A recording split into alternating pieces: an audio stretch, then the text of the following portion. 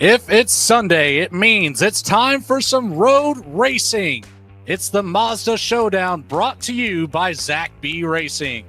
I'm Logan Threlkel, joined by Sean Signor and Johnny Rapp here in the Slingshot Racing TV booth. And tonight, we're coming at you live from the legendary Summit Point Raceway. Out in the rolling farmlands of West Virginia East Panhandle, just outside Summit Point sits Summit Point Motorsports Park, a racetrack that has quietly built a reputation the old-fashioned way. No flash, no gimmicks, just asphalt, grass, and 50-plus years of racers trying to get it right. Opened in 1970 on what was essentially open pasture, Summit Point was designed to be a place where drivers could learn their craft. The main circuit stretches just over 2 miles, and on paper, it looks straightforward. A long front straightaway, a heavy braking zone into turn 1, a flowing set of medium speed corners, and a back section that rewards patience more than it does aggression. But straightforward doesn't always mean forgiving. Turn 1 has humbled plenty of confident drivers. You come charging down the straight, brake deep, and if you're even slightly off balance, the car will tell you immediately. The middle of the lap is all about rhythm. Overdrive one corner and you compromise the next 2. Grass sits close to the racing surface, runoff isn't endless. Summit Point forces discipline. Over the decades, it's become a staple for SCCA racing, club championships, and development programs. The Shenandoah circuit added a tight, technical twist with its Nürburgring-inspired carousel. The Jefferson circuit gave schools and teams a place to train. Law enforcement agencies even use the facility for high-performance driving programs. This is a track built around car control. And what makes it all feel a little heavier is the ground it sits on. Just minutes from here are Harper's Ferry and Antietam, where in September 1862, more than 23,000 soldiers were killed, wounded, or went missing in a single day. The bloodiest day in American history happened practically within earshot of these hills. For generations, this land has seen high stakes and split-second decisions. Tonight, the stakes are different, but the margins are just as thin. With that long front straight inviting late-breaking heroics into turn 1, and a field that knows one mistake can ripple through half the pack, who's going to show patience, and who's about to learn the hard way that Summit Point doesn't forgive overconfidence. Before we take the grid, let's step trackside for our national anthem.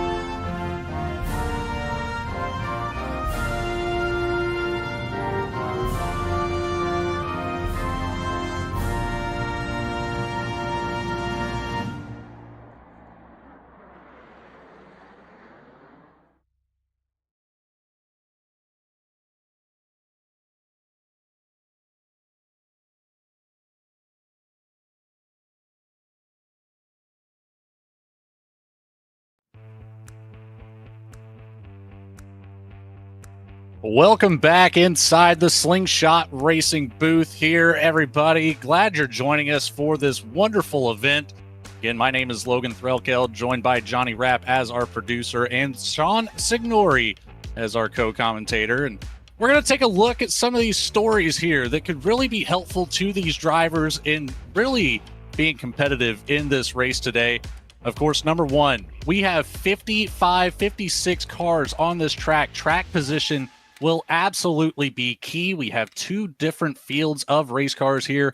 We've got the field of the Global MX-5 Cup car, and we've got the field of the Legacy MX-5 Cup car. So there's a lot of speed differences here. We're seeing it already in the qualifying effort. So track position will be their best friends. Of course, hitting your marks. Road course racing is not easy for anybody. Even the pros make mistakes. So expect to see a lot of, door banging here throughout the race. Some minor mistakes. We'll see a lot of off tracks for certain. But hitting your marks through these corners, making sure you're getting that apex rounded out perfectly, you're going to put yourself in a great position to be competitive. Pit strategy. Right now I'm hearing there's about 40 minutes or so of fuel in these cars. So pit strategy can go either way. We're going to make this about a two-stop race. It'll be very close. You might see some of these drivers even try to extend it to a one-stop race. It's just a matter of 5 or 10 minutes there. If they can do it, that could also be a key focal point for winning. And of course, traffic. Again, 55, 56 cars on the track at one time. It's going to look like I-40. It's going to be hectic. There's going to be cars everywhere. You'll have cars off in the grass that you're making your way around. You're going to have cars on the track that will not give up position easily. But it's going to be a fun one, Sean. Are you ready? Oh man, this is going to be great. The thing with these cars too is that we have two separate classes out here racing each other, but the two classes aren't that far apart in speed, so dealing with each other is going to be super complicated. It's going to be frustrating. I think we might see some tempers being shown at one another out there at this short little racetrack. A little bumping and banging never hurt anybody. We'll see a lot of it here today. Really looking forward to this. It's going to be just all-out Miata mayhem, in my opinion, here for the Mazda MX-5 Showdown. Of course, benefiting St. Jude Children's Research Hospital. Take a look at some of the statistics here. 5-year cancer survival rates, thanks to the work that St. Jude does. From 1962 till today, you can see an outstanding increase in overall survival rate, and just hats off to St. Jude for doing everything that they do. We're proud to be here supporting this. I heard pre-race, Sean, that we were already looking at, I believe, $1,500 or $1,600 raised coming into this race. So we're going to see just how much higher we can get that up there. Of course, today we do have some viewer activities here for you as well. You can actually donate with the QR code that we're about to display for you, and you can pick out a couple different things here. You can make the race harder for some drivers. You could help your driver if you plan it out properly. $15 for a drive-through penalty of a driver of your choosing. $25 donation for a stop and go for a driver of your choosing. And if you're feeling so inclined, $75 for a full course caution. Now that will be just limited to 2 of those donations for the entirety of the race. But if you plan it out perfectly, if you've got a group of drivers that you're looking to help out, that full course yellow might be the way to go. Sean, whenever it comes to these viewer activities here, is there anything that sticks out in your mind that might really play a role in this race? Definitely if we get a couple full course yellows. Of the fuel window being so tight, a couple of yellows can make or break somebody's race if they come in before or after we have a green flag pit stop. So I think those yellows might decide who wins this race. It's going to be somebody sitting and watching at home. Absolutely. Well, we are ready for the grid. The qualifying has been completed, and taking the number 1 spot will be the 12 of Asborn Valso, with the 20 of Andrew Neslin, the 20 of Andrew Neslin starting out in P2. In P3, John O'Hagan rolls off next to the 15 of Quinn Welty. In P5, the 51 of Jay Verbeck next to the 39 of Zach Bless. The 766 and 7th, John Rogers next to the 37 of Rory Bowman in P8. Behind them, the 77 of Zach Bridges in P9. And last but not least, in the starting top 10, the 30 of George Sample. Starting 11th tonight's going to be John Houston in his 42 car. Starting 12th is going to be the 33 of Joshua Dahl. Starting 13th, it's going to be the 43 of Mark Thompson. 14th is Paul Lecco in the 2 car. 15th is going to be Logan Watern in his 75 machine.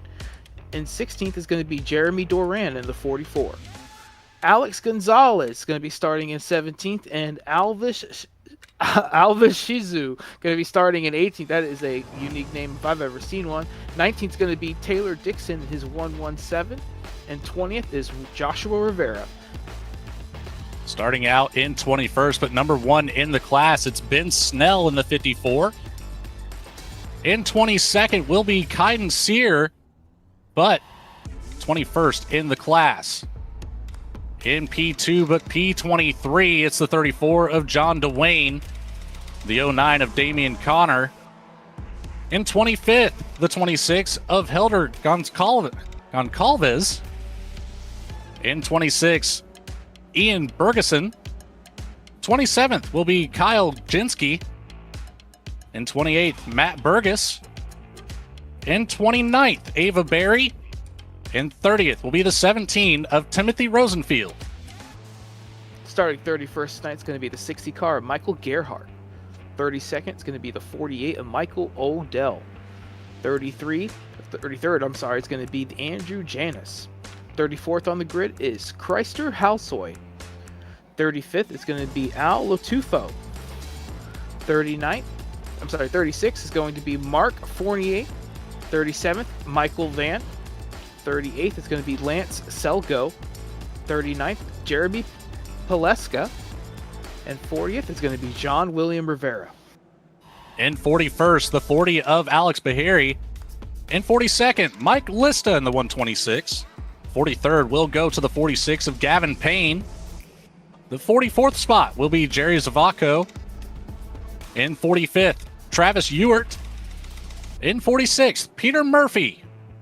47th belongs to Tyler Vickery. In 48th, Greg Walker. 49th in the 45, David Thompson. And in 50th on the grid, Nate Witterman. Tell you what, Logan, that is a grid of cars. That is a whole lot of names out there to list off. 50 cars out here in this small, little, tight, twisty road course. It's going to be one heck of a show. Even a few more back there behind him. 51st, Jonathan Lager. 52nd, Evan Henry. 53rd will be Chris French in the 53. 54th, Will McFarland. And last but not least, the 55-car field, Brian Belansky. So it is a massive, massive field here today. It's certainly the most that I've ever seen in one iRacing race. So this is going to be very interesting. Be kind of a full-on shootout down into turn 1. Well, that was one thing that we talked about there in the pre-race. There is a lot of opportunity for hard braking late in the braking zone into turn 1. You have to wonder what driver might risk it here on lap 1, trying to gain as much lap position as possible. You can see every single one of these cars coming down the hill out of turn 10. This is our only, well, not the only straightaway. We've got another short straightaway between turn 9 and turn 10. A little bit of one between turn 3 and turn 4.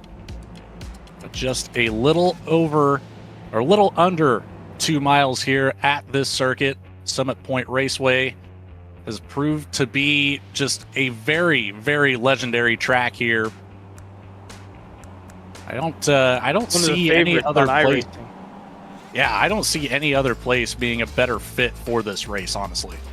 It's one of the base content that comes with the service when you first sign up as a rookie, so all the people all over the service know this racetrack very well. Whether you're a NASCAR guy, whether you're a sports car guy, no matter what you're running here on iRacing, you know this racetrack. That is for sure. So all these guys are going to be very well versed in the braking zones and where to put their car tonight. It's going to be the other 55 cars out there with you that are going to be the problem. Saw some lap times down into the 1 minute 22nd range. Then it's going to be all the way up to about a 125, 128. Of course, that will likely extend here with all the traffic in the field. It'll certainly be interesting from start to finish. There will not be any sort of lack of entertainment value here today. We are working our way through turn 7 on the second pace lap. Once this truck comes out of turn 10, before it gets into turn 10 rather, It'll hit the pit road entry, then coming down the front straight, we will get this race under green. 1.5 hours of full-on Miata madness. I'm excited. This is going to be fun. Really looking forward to seeing how the fans react with these penalties that they can put on these drivers. And more importantly, just how much money we can raise here for St. Jude. Of course, a big shout out to all the fantastic sponsors here today. Allstate, the United States Air Force taking part in this. World of Racing, of course, iRacing. Napa Auto Parts, Zach B Racing, and KS Sim Media. And we are away at Summit Point Raceway for the first time tonight. It is a sprint down the front straight into turn 1. Let's see what happens. Ashbourne Veloso got a pretty good jump there at the start. Was able to clear Andrew Neslin for the lead. All nice and neat coming through turns 1 and 2 so far. That's a lot to ask for out of these cars. Out of this field, so thick, 3-4 wide throughout the pack. 2 different classes still fighting for position over each other. But right now it's Ashbourne Veloso extending that lead coming down to the short chute. And already a couple of drivers picking up some of those prepaid penalties. Zach Bless will be one of them here. We're going to have Alex Bahari, Michael Odell, Ava Berry, and I think Logan Watern as well. Jeremy Doran already picking up a meatball flag as well as Kaiden Sear. So a lot of action already. John Houston now receiving one of his prepaid penalties. That was one of the things that the race control had pre-warned me about. There's, I think he said $150 worth of penalties already prepaid for before the green flag ever dropped. So you see there the 42 of John Houston making his way down pit road to serve that penalty. We'll try to eventually get some info on whether or not it's a drive-through or a stop-and-go. It looks like a couple of them already picking up the stop-and-go penalty. Luckily enough, the pole sitter, race leader, Ashbourne Veloso, has not received one just yet. Again, you could always make that happen here, as we'll take a look off the back bumper of the 12 machine. A heated battle right now with Andrew Neslin. These poor guys, their race was doomed before it even got going. Somebody had already put in a donation to put them down pit road after the first lap, and that's got to be a sickly feeling, but at least they know it's going to a good cause. Absolutely. You can't be mad about it by any means. You can be a little disappointed, but at the same time, it very well might put you in a good position. If you're not in the battle, that might be the safest place to be for the first couple of laps. We'll just have to wait and see how it all plays out here today. Going back to our second class back there, Ben Snell in the 54 has gotten away with the lead of that second Miata class. There he is on screen. Right behind him is John Dwayne, and they still have a couple of those cars who just took those penalties coming out in the midst of their pack. So not only did they come down and take a penalty, but they came off pit road in a whole nother class of cars. So that's definitely almost like a double whammy of sorts when it comes to getting the penalty this early in the race. But this is the lead right now for your second class here tonight. I guess we'll just call them the legacy cars, just to make it simple, as they're both Miata classes out here. These cars are just a little slower, a little heavier, a little more cumbersome, harder to drive almost. So props to these guys for being able to get out in front, and they got a pretty good lead over the big pack behind them. We mentioned it earlier, about 40 minutes on a full fuel run, but you have to wonder with these tight corners, especially that sector of turns 5, 6, 7, and 8, how long will the tires last? That's where the pit strategy comes into play. I didn't get to keep an eye on the practice session too long to see anybody making an extended fuel run to know just how long the fall off could be. But I would assume it'd be within a 2.5 to 3 seconds or so after they get to the end of this fuel cell. Fall off might not be too bad in some of these cars, actually. I've heard a lot of good stories about the tire wear and how long the fuel run goes with these Miatas, and they're also on a shorter tank than they are usually used to driving with a full tank. So only 40% of fuel. I think the tires are going to hold up. It's just going to be the fuel number these guys are going to be looking at. And importantly, too, some of these drivers that have already had to use when they do come into this race with 2 fast repairs available. So if you do get wrecked here early, your race is not over. You can fix that thing up, get right back out on track, and see if you can work your way back through the field. Taking an onboard look with Andrew Nesland, side by side with the 15. Quinn Welty making a move here early on up to P2. Very clean move to the inside, but going to look right back at the battle. He's not going to go away easily. Nesland gets clear again. What a great move around the outside there, taking away the line you're going to want coming into the hard braking zone. Around almost a sort of carousel type corner. You're going to want to be on the inside, but it's the outside the corner before, and it's kind of a hard pass to make. It's really easy to get that car loose and kind of slide out a little too wide, but a great move there by Andrew Nesland to go back around. But guess what? They all just got 3 black flags paid for by the viewers. Your top 3 drivers are all going to have to come down and take a drive-through penalty at minimum. Keep an eye on these previous leaders here as John O'Hagan will get around and assume the race lead for his first lap lead of the event. Valso and company all through, so just a pass-through penalty as we've got Carnage out of turn 10. 2 cars sideways, 1 off into the grass. I didn't get a good look at who that was. There we go. We've got the camera on him now. Caden Thier. 2 different classes of cars getting into each other. It's definitely something we're not going to see the end of tonight, as it is for sure. It's funny how they seem so clear of some of this battle, and now they're just right in the mix of another 20 cars. Taking a slow-mo look here. Sear down to the inside. Just a little bit of contact there to the right rear.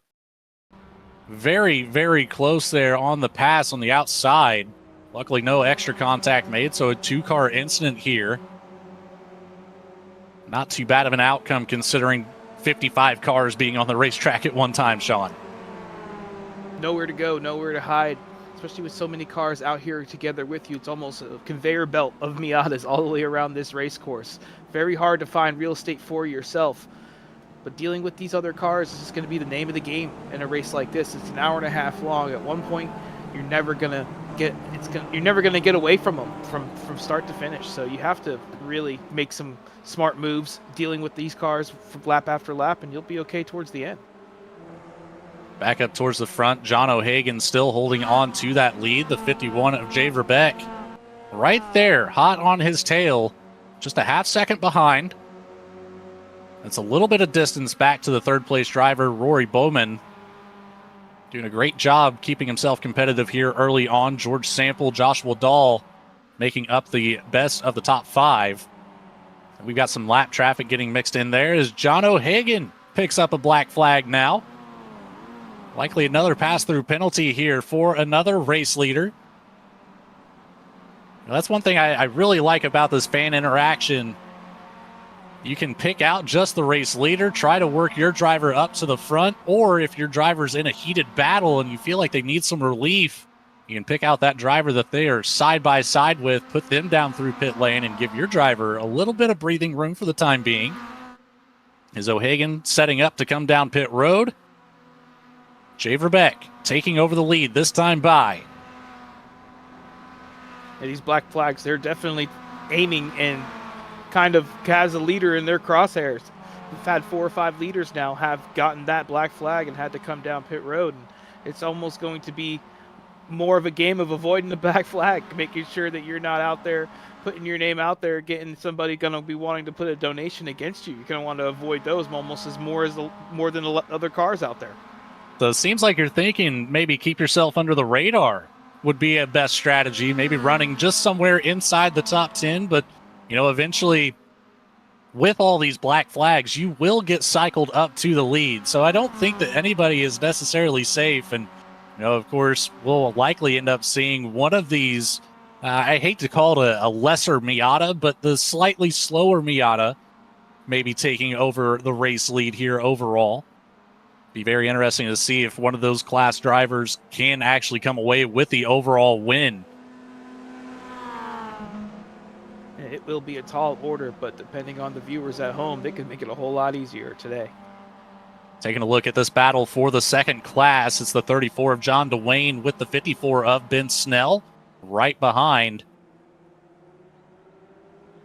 In that class, the top three all receive penalties as well, so they're going to all have to come down.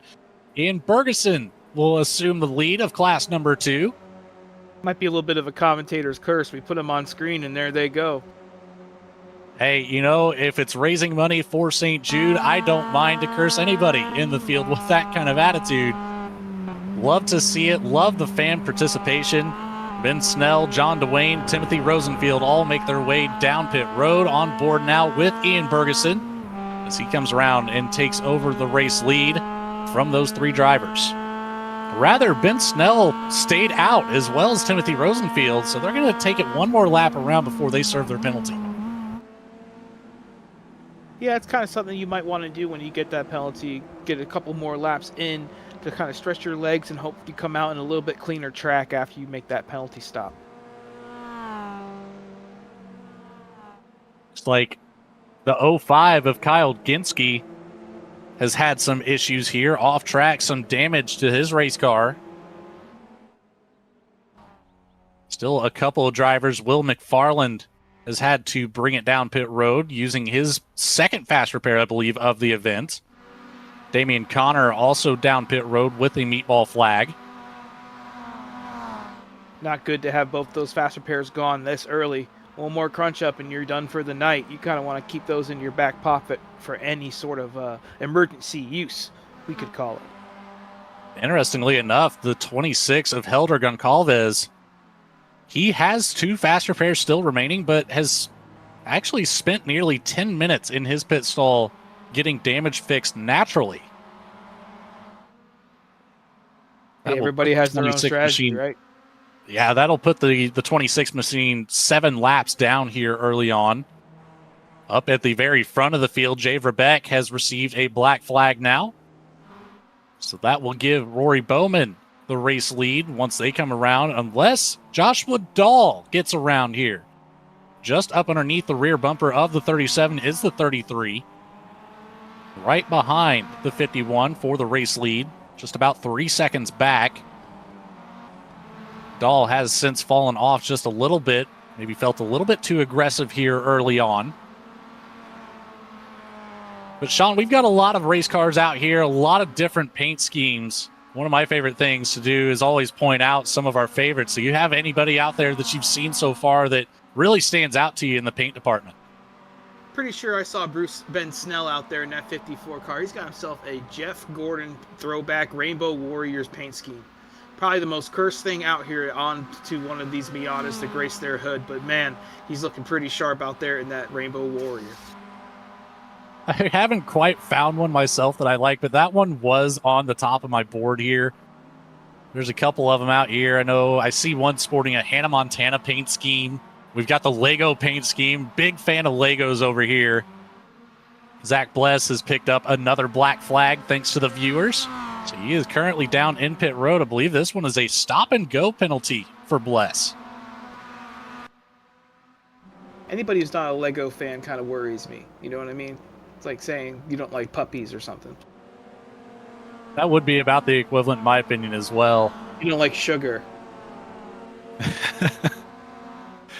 Well, Rory Bowman has now received the lead after the penalty has been served by the previous race leader, Joshua Dahl.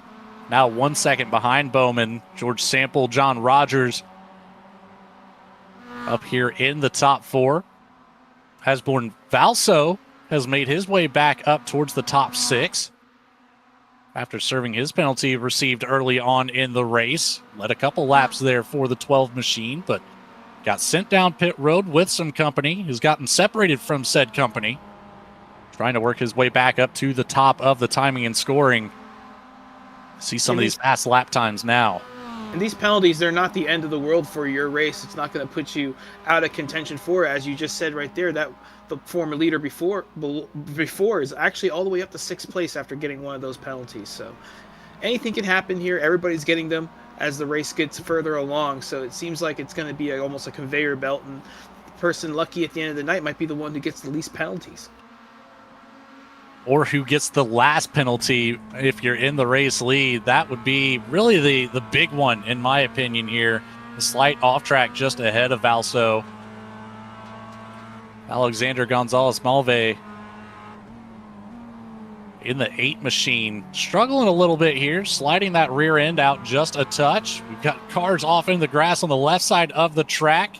That's Mark Fournier, your 4th place car, spinning off coming out of that carousel-esque corner. That's an easy place to spin up those rears and end up in that barrier. It was bound to happen to somebody out here tonight. Andrew Nesland also ends up on the inside of turn 5. Take it back here and have a look at what happened to these 2 drivers.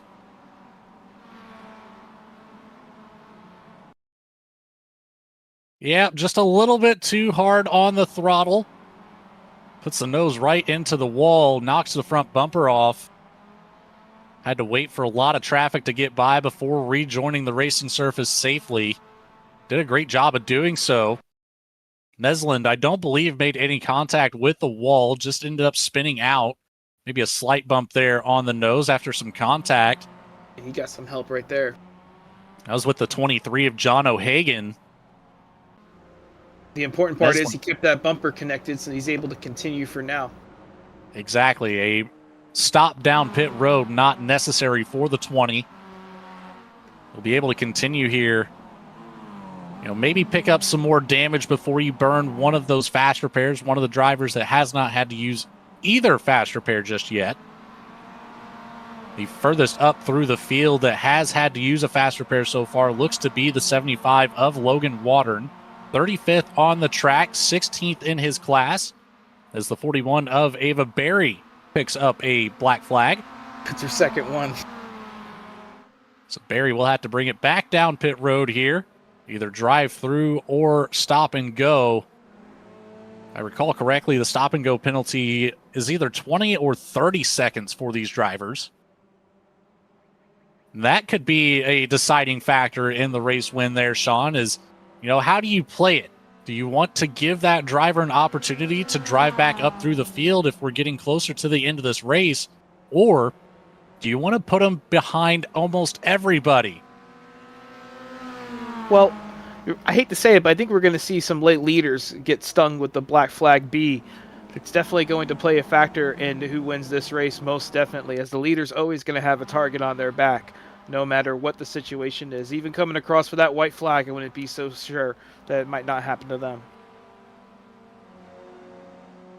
Current leader of class number 2 is the 27 of Andrew Janus, followed by the 07 of Krister Halsoy.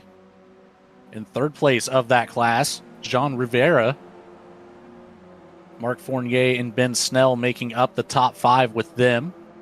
John O'Hagan able to get around Rory Bowman, as it looked like Bowman might have had a moment off track with a lap car, I believe.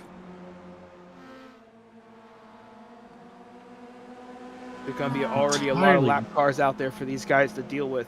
We are early in this race, and about half the field is off of the lead lap. So they're mixed in between both these packs of cars that are in each of these classes. So it's a little bit of a mess right now at the moment for these drivers to get through all this traffic. What do you say we throw up that QR code one more time here for the folks that might be joining in a little bit later? Donation link on the screen if you want to pick out a driver and put them through pit lane. Or if you want to use one of those 2 available full course cautions and help out your driver that might not be on the lead lap. Lucky Dog is in play. That only goes to 1 driver. That will be the first driver 1 lap down in the field. Or the full course caution could help out a lot more. There are wave arounds here as well, but that requires all of the cars on the lead lap to bring it down pit road. And then everybody behind them 1 lap down or more will receive 1 lap back towards those race leaders. Again, I would play that one with some caution, no pun intended. That's definitely a big opportunity too when it comes to these pit stops. If you throw a caution late enough or at a perfect time for some of these guys, they can come down, take their pit stop, and hopefully maybe even make it the rest of the way. So that's going to be a big decider on the strategy calls from this point on, but nobody knows when it's coming. It's funny to see some of the YouTube chat going off here as well, Sean. The one comment that's catching my eye at the moment, coming from Game On Fast Forward. Someone tell everyone to give Lance Selgo as many penalties as possible. Well, there it is, Game On Fast Forward. That's me telling everybody to give Lance Selgo as many penalties as possible. I believe he's one of the cars that have already gotten one so far. I don't know if Selgo will like or hate me after that comment. Maybe I shouldn't have brought that up on the broadcast, but hey, it all goes to a great cause. That's what we're here for, raising as much money as possible for St. Jude. We'll try to get the numbers rounded up towards the end of this race and see what the final tally is after all the fan participation. But for now, we still have a little over 1 hour left in this race. There's Lance right there on track. Pretty cool looking car himself. Out there, he's actually a lap down to the leaders of his class, but he's right in the midst of that battle, able to get his lap back if that caution does come. But the mountain's already pretty steep to climb for Lance Selgo to get up there in contention for that win. And there is Lance Selgo receiving one of those penalties. We made it happen. Number one here since the call out. Selgo will have to bring it down pit road, out of the 21st position in his class, 43rd on the track. Still a full 55 car field making way around Summit Point Raceway. Nobody having to retire early just yet. Joshua Dahl, George Sample making up 1 and 2 here for the whole field. And it's a battle up there as well, separated by less than half a second. We're roughly getting into about halfway on the fuel run. Maybe a little bit further than halfway on the fuel run that's available for these Mazdas. They're still running pretty good lap times as well, but they're able to get away from that 3rd and 4th place cars by over 5 seconds. 5 seconds is a pretty big gap here in these Miatas at this type of racetrack. So they're kind of working together right now, just following each other. George is putting pressure on the back of Joshua, but he really hasn't made any kind of crazy moves just yet to get around him. And that, my friend, I would have to equate to being able to navigate the traffic that's out here on the surface. As it looks like Joshua Dahl is going to bring it down for a natural pit stop here, likely looking for some tires.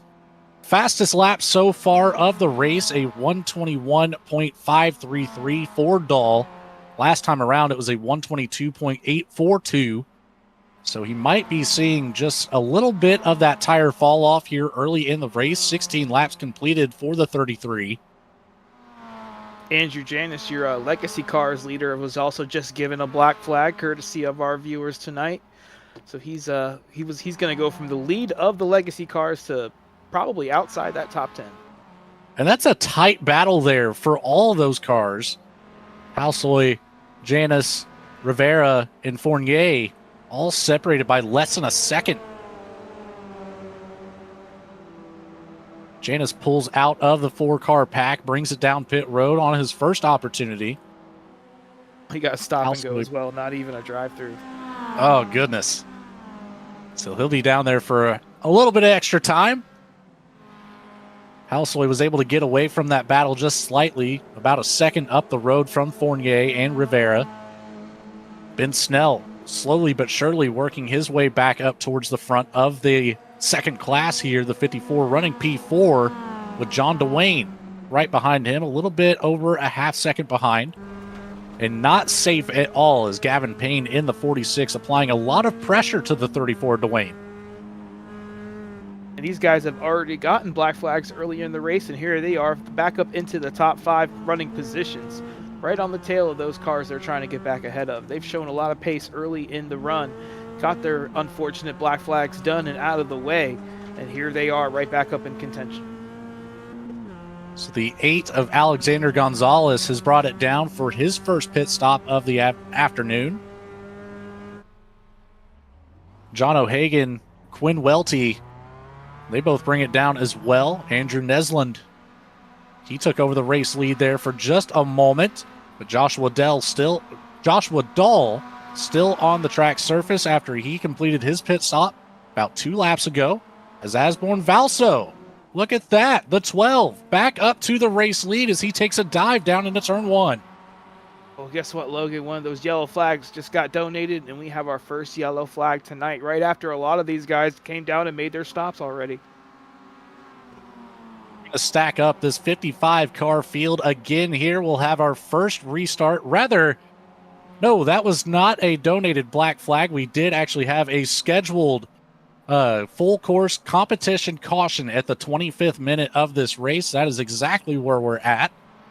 So we still have both of those yellow flags available for the fans to donate for. This one, a scheduled one that we forgot to mention at the top of the show. I apologize for that, folks, but 3 full course cautions available for today. First one here, scheduled. That was a welcome sight for a lot of cars. They were just about to get lapped by your leader, Joshua Dahl. He was closing in on a whole pack of cars that were in his class that had probably gotten penalties or probably just been caught up in some incidents. But they were about to lose another lap to the leader, and they able to get that lucky caution to get their whole lap back. Well, the fans have successfully put Zach Bless a lap down here. I don't think he is in position to receive that lap back here with a lucky dog. And a lot of those drivers up at the front of the field have already brought it down, so they do not need to come down on this caution to top off on fuel or change those tires. It looks like the top runners of the second class will likely be bringing it down. Krister Halsoy, Mark Fournier, they both have 19 laps on this run. The one of Jean Rivera, also 19 laps. Ben Snell, John DeWayne, Gavin Payne, Timothy Rosenfield. I don't recall if Rosenfield has received a fan black flag, but I know that Payne, DeWayne, and Snell all have, so they will still have to bring it down and top off on fuel. Rosenfield, looking at the stats here, he did have to make a drive-through penalty at some point in this race about 10 laps ago. So did not stop in the box to take fuel or tires. We'll have a couple drivers bring it down pit road here. But it certainly won't be the entire field. I would say about a third of the field will likely make a visit to their pit stalls. And we saw a lot of guys come in right before the yellow, too, taking their pit stops and getting them done now and out of the way. It's a good tried-and-true road course tactic. If you know a yellow is about to come out, just come down and pit. Get on the lead lap while everybody else pits under caution. And we saw about 3 or 4 of the leaders go up there and do it. So a couple guys doing a nice little strategy call before this caution even started. And if it's not for them, I think everybody else is going to come down and take their 4 tires and fuel.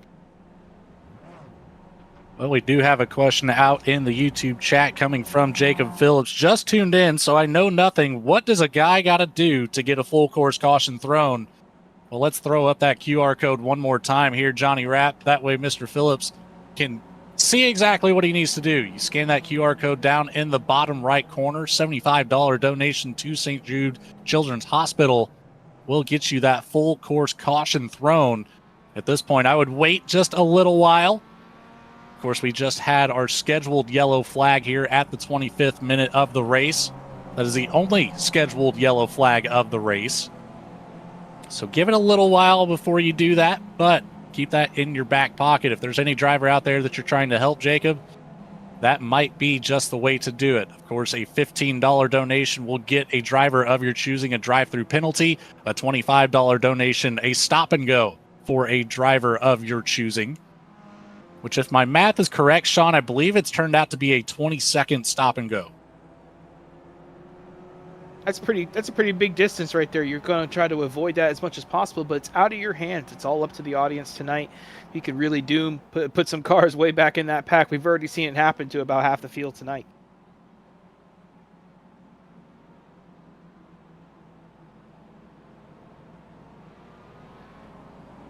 If you take a look at the top left corner of the screen, There is a goal of $2,000 to be raised here for this event. We are getting so close to already hitting that with still another hour of action. So I challenge you to raise that ceiling a little bit more. Let's just push the envelope as far as we can here for St. Jude Children's Hospital. See as much as we can get for that fantastic organization, everything that they do. We saw the stats at the beginning of the show, and a significant increase with their help of the 5-year cancer survival rate, all thanks to the research that St. Jude Children's Hospital does and will continue to do for years to come. So we'll take a look back here at the front of the field. The field giving some room here to the pace truck. Lights are still on, so truck will remain out for at least one more lap. I would say that more than likely those lights will come off this next time by, and we'll be back under green flag conditions.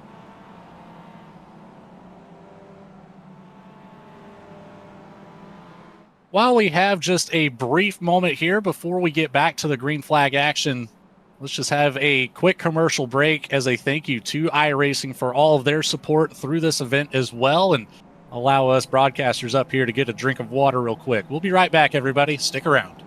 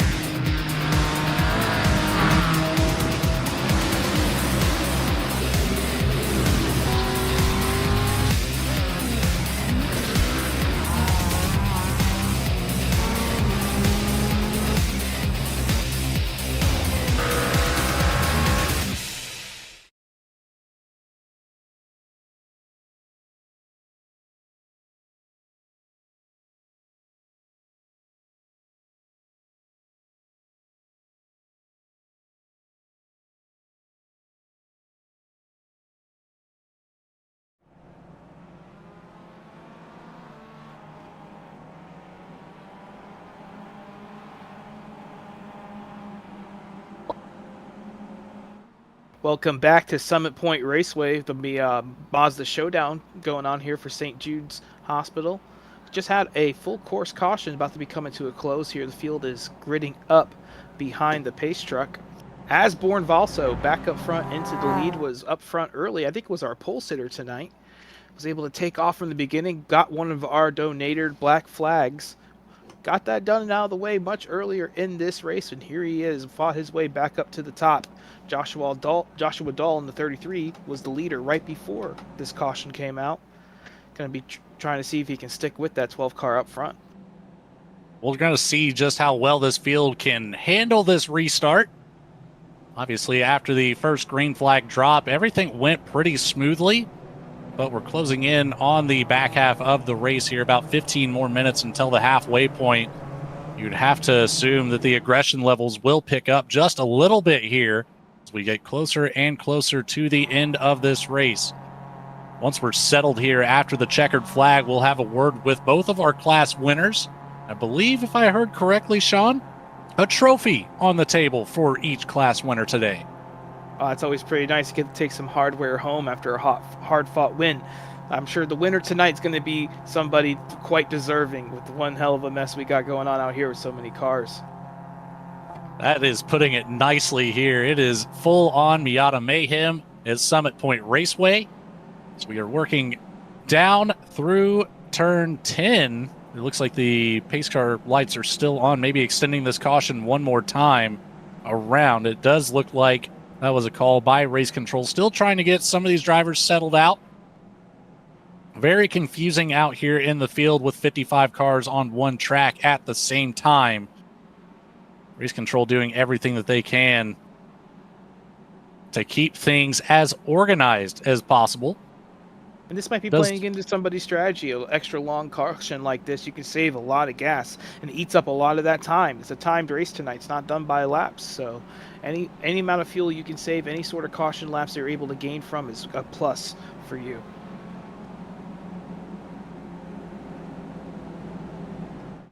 Timed race indeed.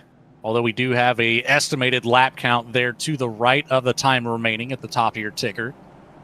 can't quite read it. It's a little bit small on my screen, but it's either 65 or 66 laps here that's estimated for this field. 22 laps so far completed.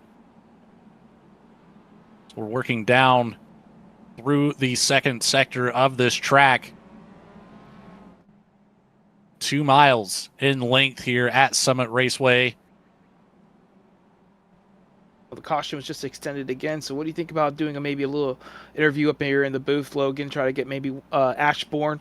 He's right here in the channel below us. We can drag him up, ask him a couple questions. I say we go for it. Have a word with one of...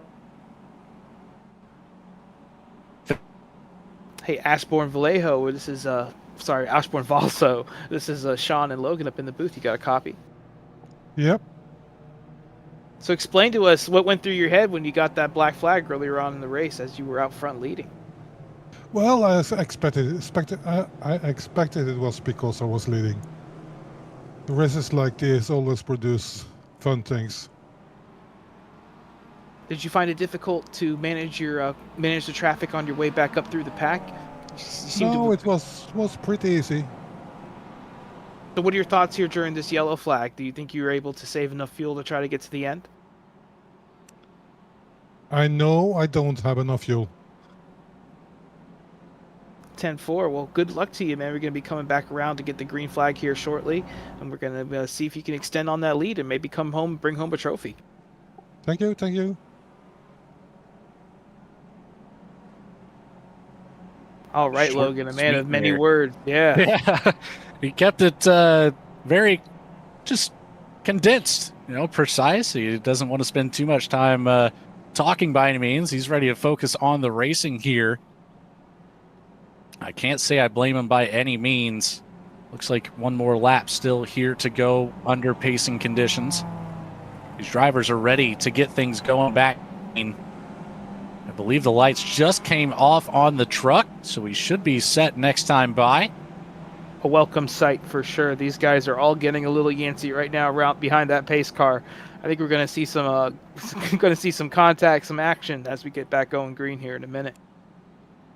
Be roughly right around the 51-minute mark here, maybe 50 minutes even, with 53 and a half remaining. I'm going to say it's closer to the 51-minute mark after the pace lap is completed. Of course, the pace truck coming off just before turn 10. There'll be all-out action from there until one of you viewers hit that donation button, $75 for that full course caution. We'll stack them all back up again. Amidst all of the carnage here that we've seen from this caution, I did not get to keep track of who received the lucky dog, but I know a couple drivers were able to get back onto the lead lap. At least it appears so, with some of the drivers coming down. It's a whole mix of strategy. Right now, current moment, looks like we have 34 cars on the lead lap. 35th on back, starting with the 951, all the way back to the 26 of Helder Goncalves. It does look like we have one retiree on the race so far, Ian Bergeson, off the track, back to the garage. Maybe Tyler Vickery as well. Looks like Will McFarland spending some extra time in pit road. Brian Belansky also joining him on pit road. But coming out of turn 9 right now, the short straight to the pit road entrance for the truck. Shortly back under green flag conditions. Under the bridge on that short straight now. Joshua Dahl, Asborn Valso, front row here for the restart. In control of the Lego 33. Pace truck is off down the front stretch, waiting for the green flag to wave. And we're back under green at Summit Point Raceway.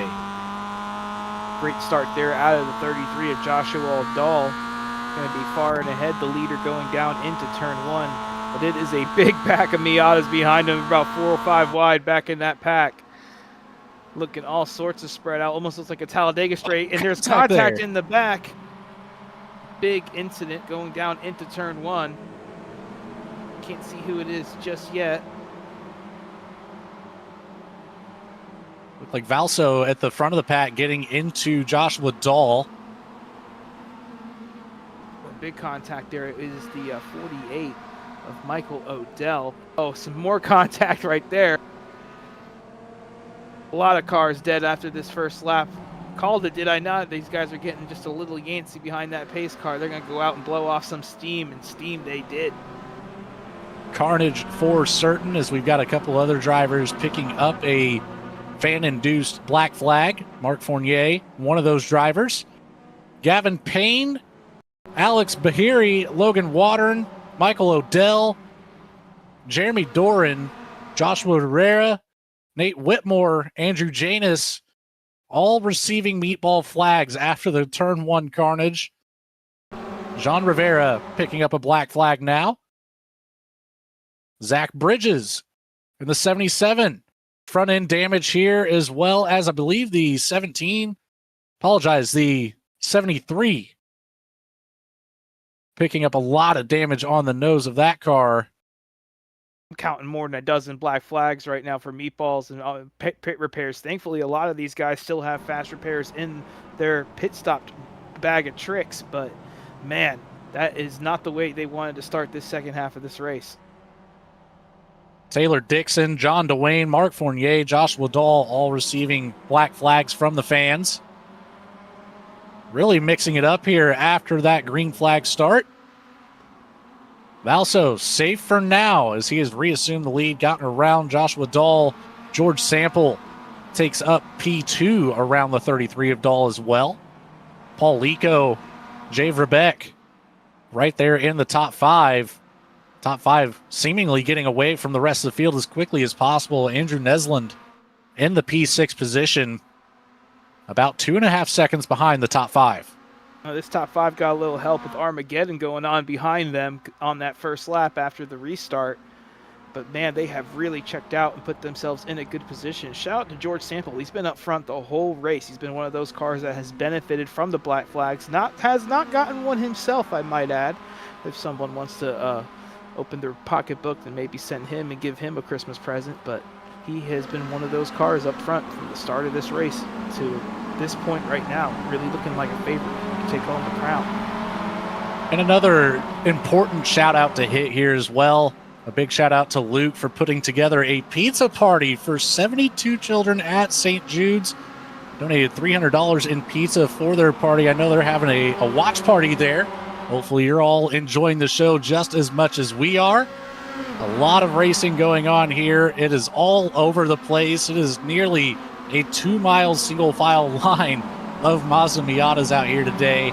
We are spread out all throughout this circuit at Summit Point Raceway. No shortage of action by any means. Joshua Dahl still has yet to bring it down to serve his penalty that he received from the fans.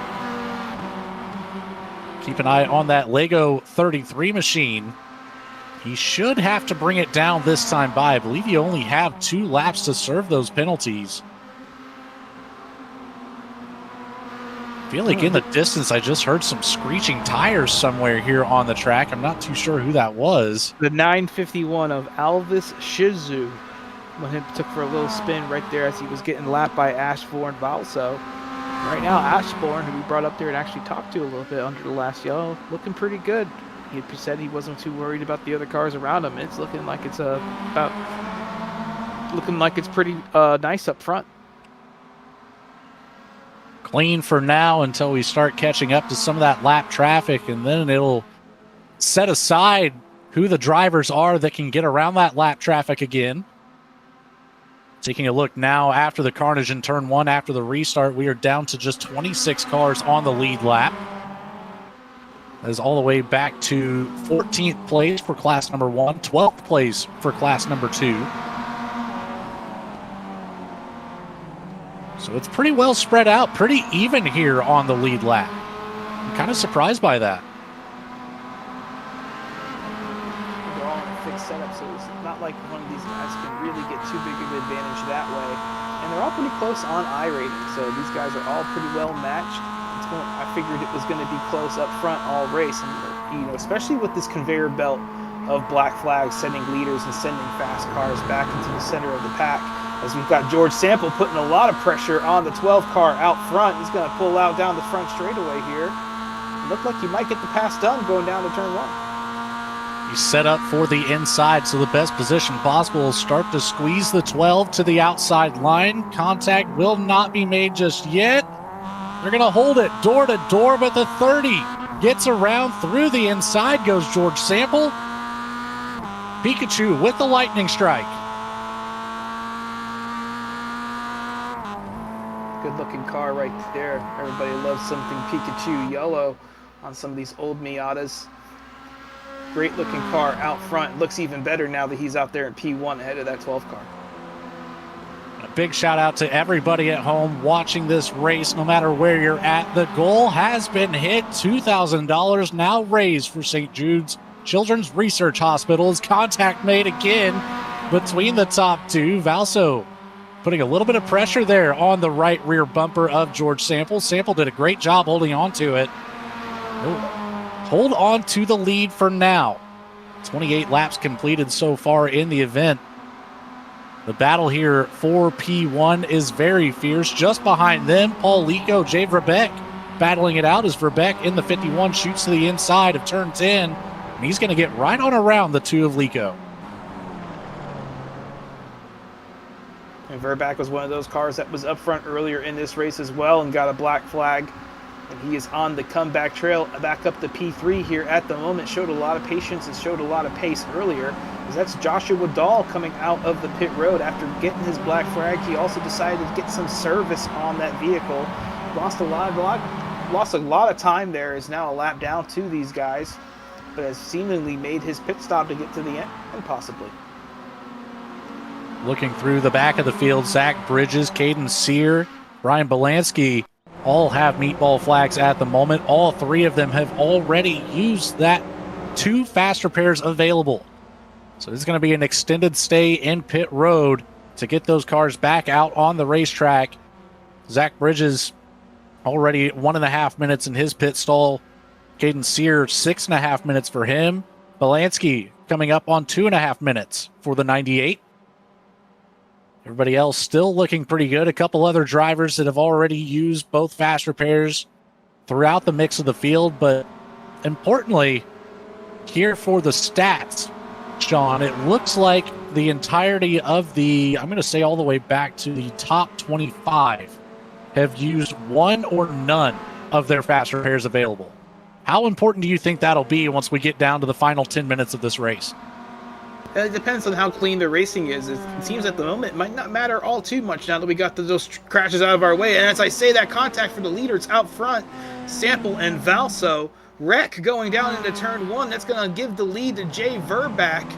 Not what these two drivers needed. A little bit of a disagreement going down into that heavy braking zone. Really going to put a hamper on their fight for this win. Check Jay this out Verbeck. here, Logan.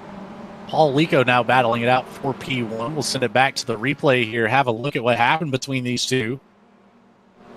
Potentially a slight disconnection might have been the issue. It looks like the battle. Oh, Valso already runs into the back of him again against the inside wall. The 12 car has towed. He might be out of this race for the moment. Got into the back of the 30. Kind of drove in there as if maybe to retaliate a little bit. Ended up worse for wear of it. So 30 car is going to keep going, and that 12 car is sitting up against that inside wall. The 64 of Greg Walker receiving a fan-induced penalty here. I'm hearing him calling over the racecom. He'll be the sacrifice. Give him all of the penalties. There's some contact there to the left rear from the 30. Oh, and a big bump from behind from Valso. I see what you're saying there. All that damage on the nose. He's voicing some displeasure maybe from that contact in turn 1. We are getting a whole slurry of penalties through the top of the field. Jay Verbeck, Andrew Nesland, Paul Lico, George Sample, Rory Bowman, and Chris French all receiving black flags. Then it's working back to class number 2. Ben Snell, Travis Ewart, Michael Gearhart, all receiving black flags from the fans. So Love to see this, folks. The top 6 and the top 3 in each of their classes just got sent down pit road for a drive-through at minimum. Definitely going to mix up the shape of who's going to be leading this race at the end of it. That is for sure. Is 7 out of the top 10 plus 2 that were just outside of the top 10. But again, like you said, the top 6 of class number 1, the top 3 of class number 2, that will hand over the race lead to the 15 of Quinn Welty. John Rogers, Mark Thompson will also benefit and work their way up to the top 3 positions. The 766 bringing it down pit road now. He's been on 20 laps since the last time he saw pit road. So he's going to come down and at least top off on fuel for the 766. That was a diabolical donation right there. But at least that it's was all awesome. gone to a good cause. But man, that took out everybody that was sitting pretty up front. And now they're right back in that hornet's nest. And there's goes Sample around again, going down into turn 1. He just got that black flag cleared. He's going to get spun by, I believe that's Mark Thompson in the 43, going down into turn 1. We were just talking about how he had a great race all day, up in the top 5 since the beginning. And here he is, crashed yet again, going down to turn 1. Yep, it's the 53, actually. Chris French to the inside sends the 34 a ride into the barrier. Back spinning across the track he goes, and outside the top 5. I wonder if he knows that Pikachu can't use Thunderbolt on the inside wall. It doesn't really tend to work on rubber tire barriers. Not typically, but luckily enough, Sample still has both of his fast repairs available. So he will be able to bring it back in, get that bumper reapplied here very quickly. Is the hood all crumpled up as well? That's hurting the aerodynamics of these Mazda Miatas. Not so much in the top speed sector for these cars, but they do handle quite nicely whenever you treat the car with respect. Taking a look at the previous race leader, Andrew Nesland. He has cycled back out into P3 after serving his penalty. Quinn Welty, Jay Verbeck have cycled up to 1 and 2. Paul Lico and Chris French making up 4th and 5th in the top 5 overall. Ben Snell now holding on to P1 for class number 2. 8th currently overall. Krister Halsoy in 2nd place of class 2. Travis Ewart in 3rd place. Michael Gearhart, Kyle Jinsky making up the top 5 for class number 2 as well. This second class is a little more spread out than these guys up front. But right now, that 54, Ben Snell, my favorite paint scheme out there right now, giving that Rainbow Warrior a good drive, 2.5 seconds over the 07 in 2nd place behind him. Just nice and smooth running right now out of that 54, even after getting that black flag just a few short laps ago. A lot of damage there on the front left of the 54, but it doesn't seem to hinder him at all. Appears that the suspension's still intact here. Welty, Verbeck, Nesland starting to get a little bit closer here. Nesland making way up to Verbeck for P2, about 0.6 of a second behind. Welty in a great spot right now in terms of position on the track. As Nesland picks up yet another penalty here, he'll have to revisit pit road. But Verbeck about 3 seconds behind Welty. Welty in the mix here. The 15 right behind the 34, 1 lap down. Making a look to the inside here, working through turn 3. Slightly up the hill to turn 4. It looks like Welty now clear. Ahead of that 4-car pack just behind, and that's going to be key. Again, track position and managing traffic. 2 of those talking points at the beginning of the show. Definitely Nesland. That big Hornets nets of cars slowed down Quinn Welty for a couple laps there. And now it's going to be Jay Verbeck's problem as he goes to avoid the spinning Joshua Rivera with a little bit of a half spin there after some contact. That's going to cost him a little bit of time, and now he's got 3 more to deal with right there in front of him. As we say that, looks like he might be coming down pit road. Here comes Jay Verback coming down pit road, possibly for a green flag stop. The 20 car is going to follow him down as well, but the 20 car has that black flag you just alluded to. And looking at the 20 of Nesland, that is just a pass-through penalty. So working back out onto the track now, we'll cycle out into P6 after serving the penalty. Well, with 36 minutes to go, that the 51 car coming down and taking his pit stop might be a little bit of a signal for us in the booth that he can make it the rest of the way, and that pit stop window is definitely open from here on out.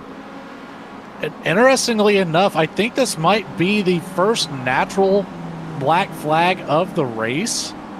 Andrew Nesland might have been speeding down pit road because his black flag did not clear after his drive-through penalty. I'll see if we can get some sort of info here on that, but it also very well might be a slight mistake here on the server end of iRacing. Just going to keep an eye on that 20 for the time being. A little bit of conversation over the race control comms, trying to get it all sorted out. Evan Henry, the 420 machine, running P22 overall, 10th in the class, receiving his, I believe, first black flag of the race. That is a killer with a little bit more than a half hour to go to get your first black flag is a little sad.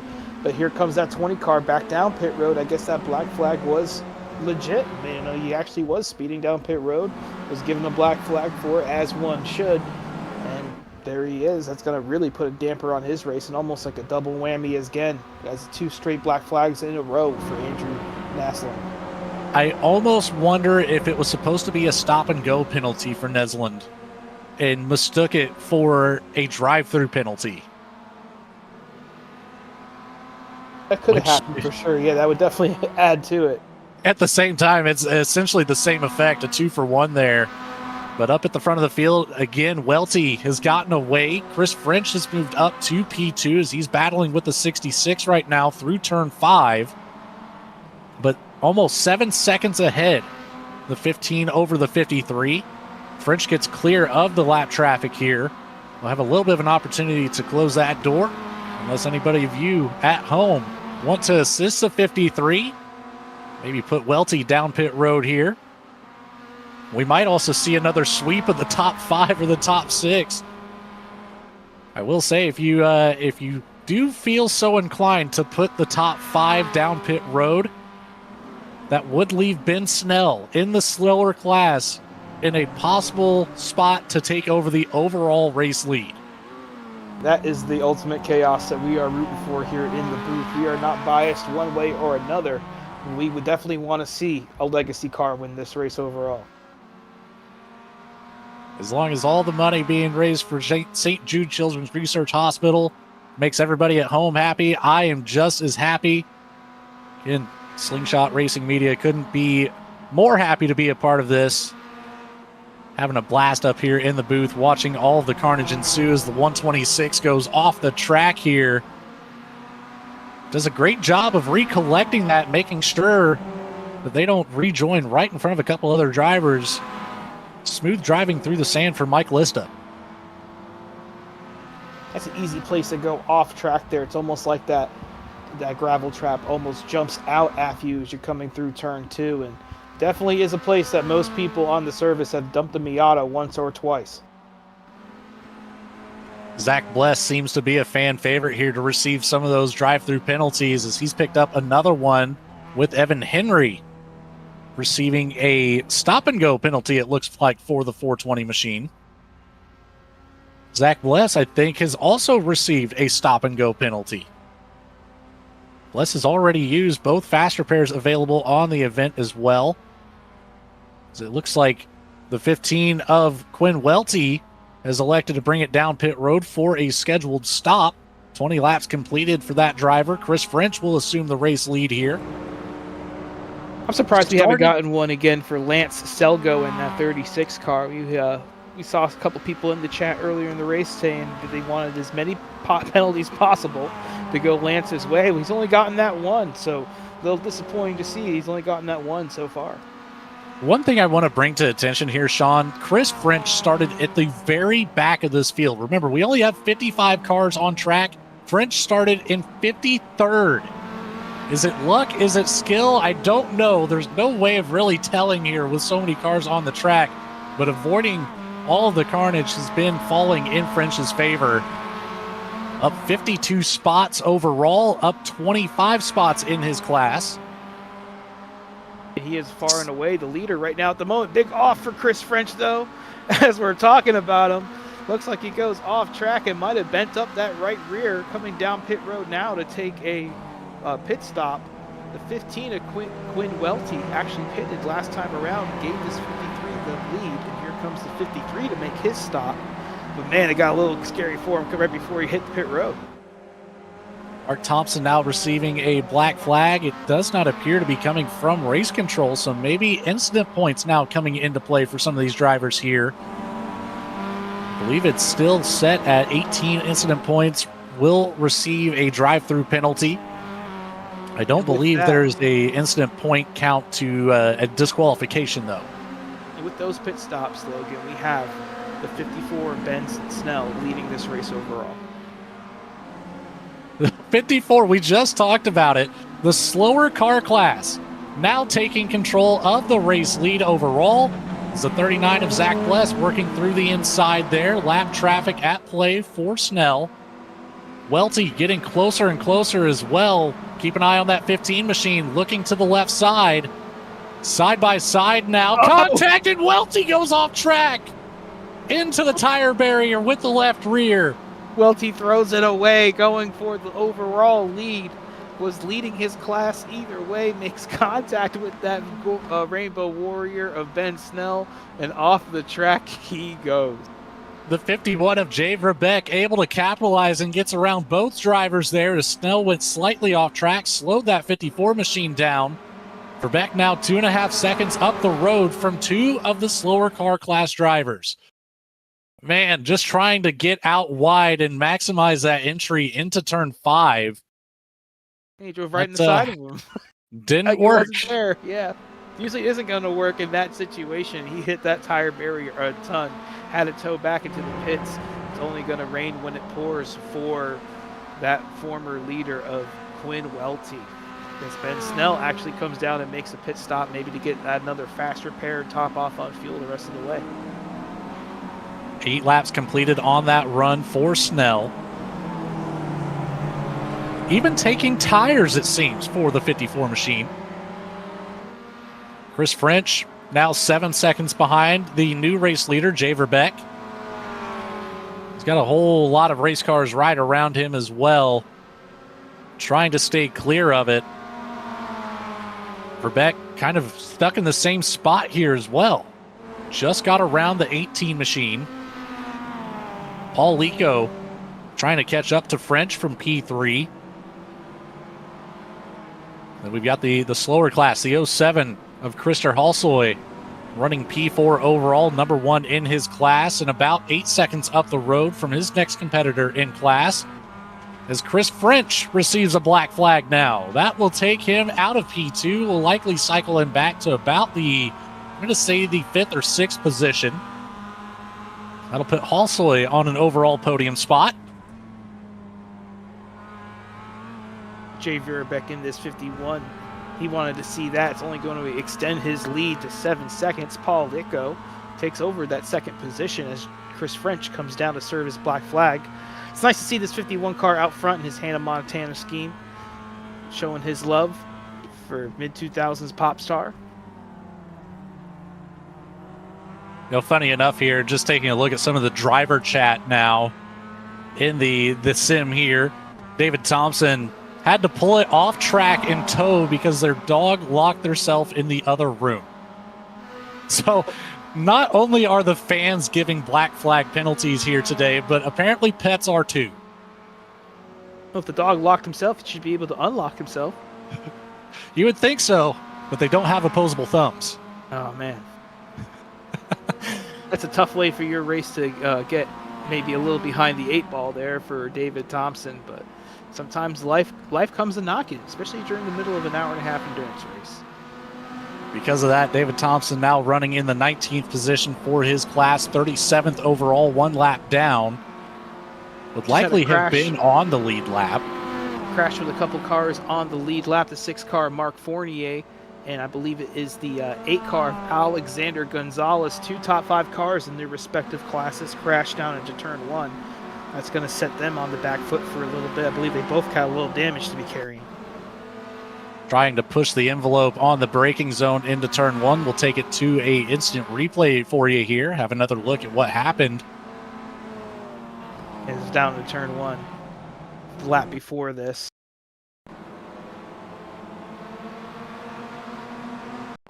Take it back just racing a little bit farther. Yeah. But right now they're both able to keep going. Both of those cars keep going around the racetrack, though. Minimal damage to them. Alexander actually got going into 5th position. And guess what? Caution is out on the speedway. We have yet another yellow flag to tighten this pack up again with 25 minutes left in this event.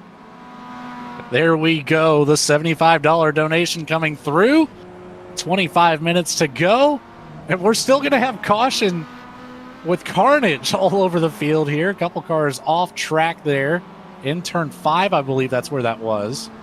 One of those spots that we've talked about quite a bit tonight, Sean. Just, it's a hard braking zone. It's a hard left-hander to make. And you're coming down through turn 4 with a lot of speed. Down the hill just slightly. Kind of gets...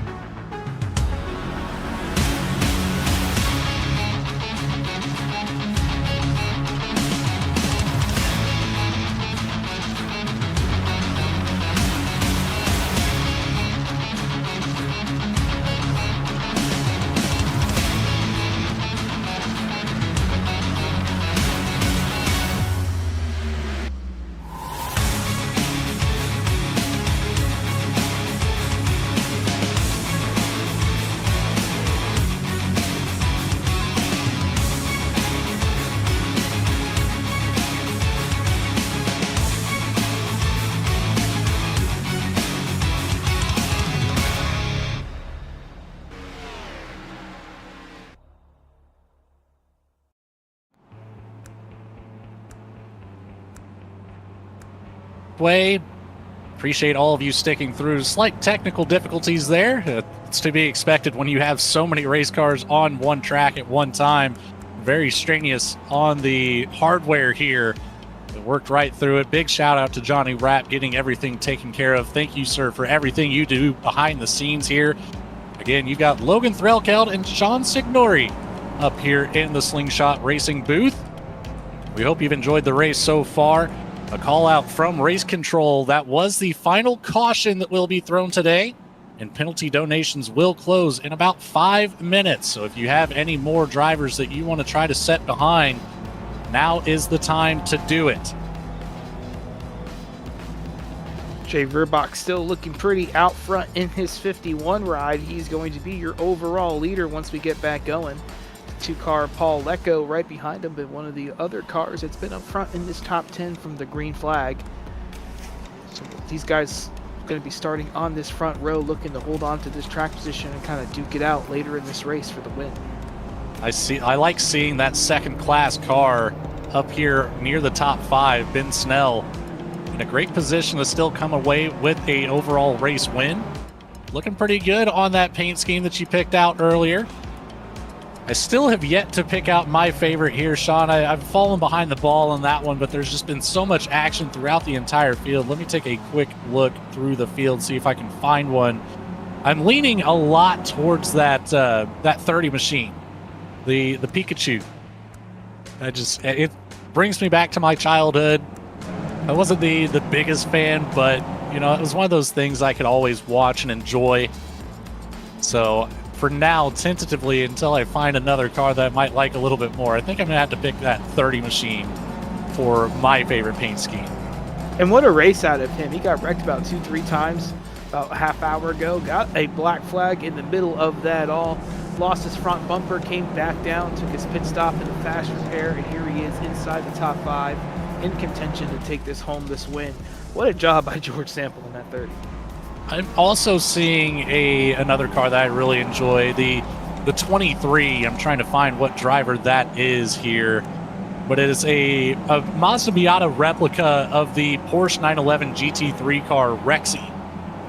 If anybody watches IMSA racing, you know how famous Rexy is, but that is one of my favorite paint schemes of all time, and very well done recreation there on the Miata. Of course, not meant for this car by any means, so very cool and very fun to see that out here on the track today. So it's a toss-up between the 30 and the 23 for me.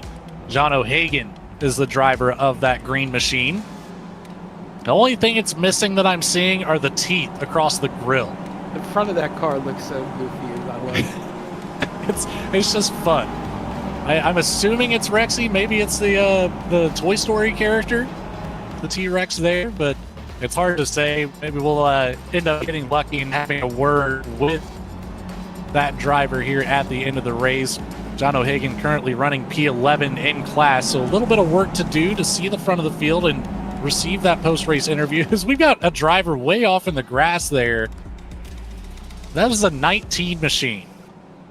The 19 of Travis Ewart.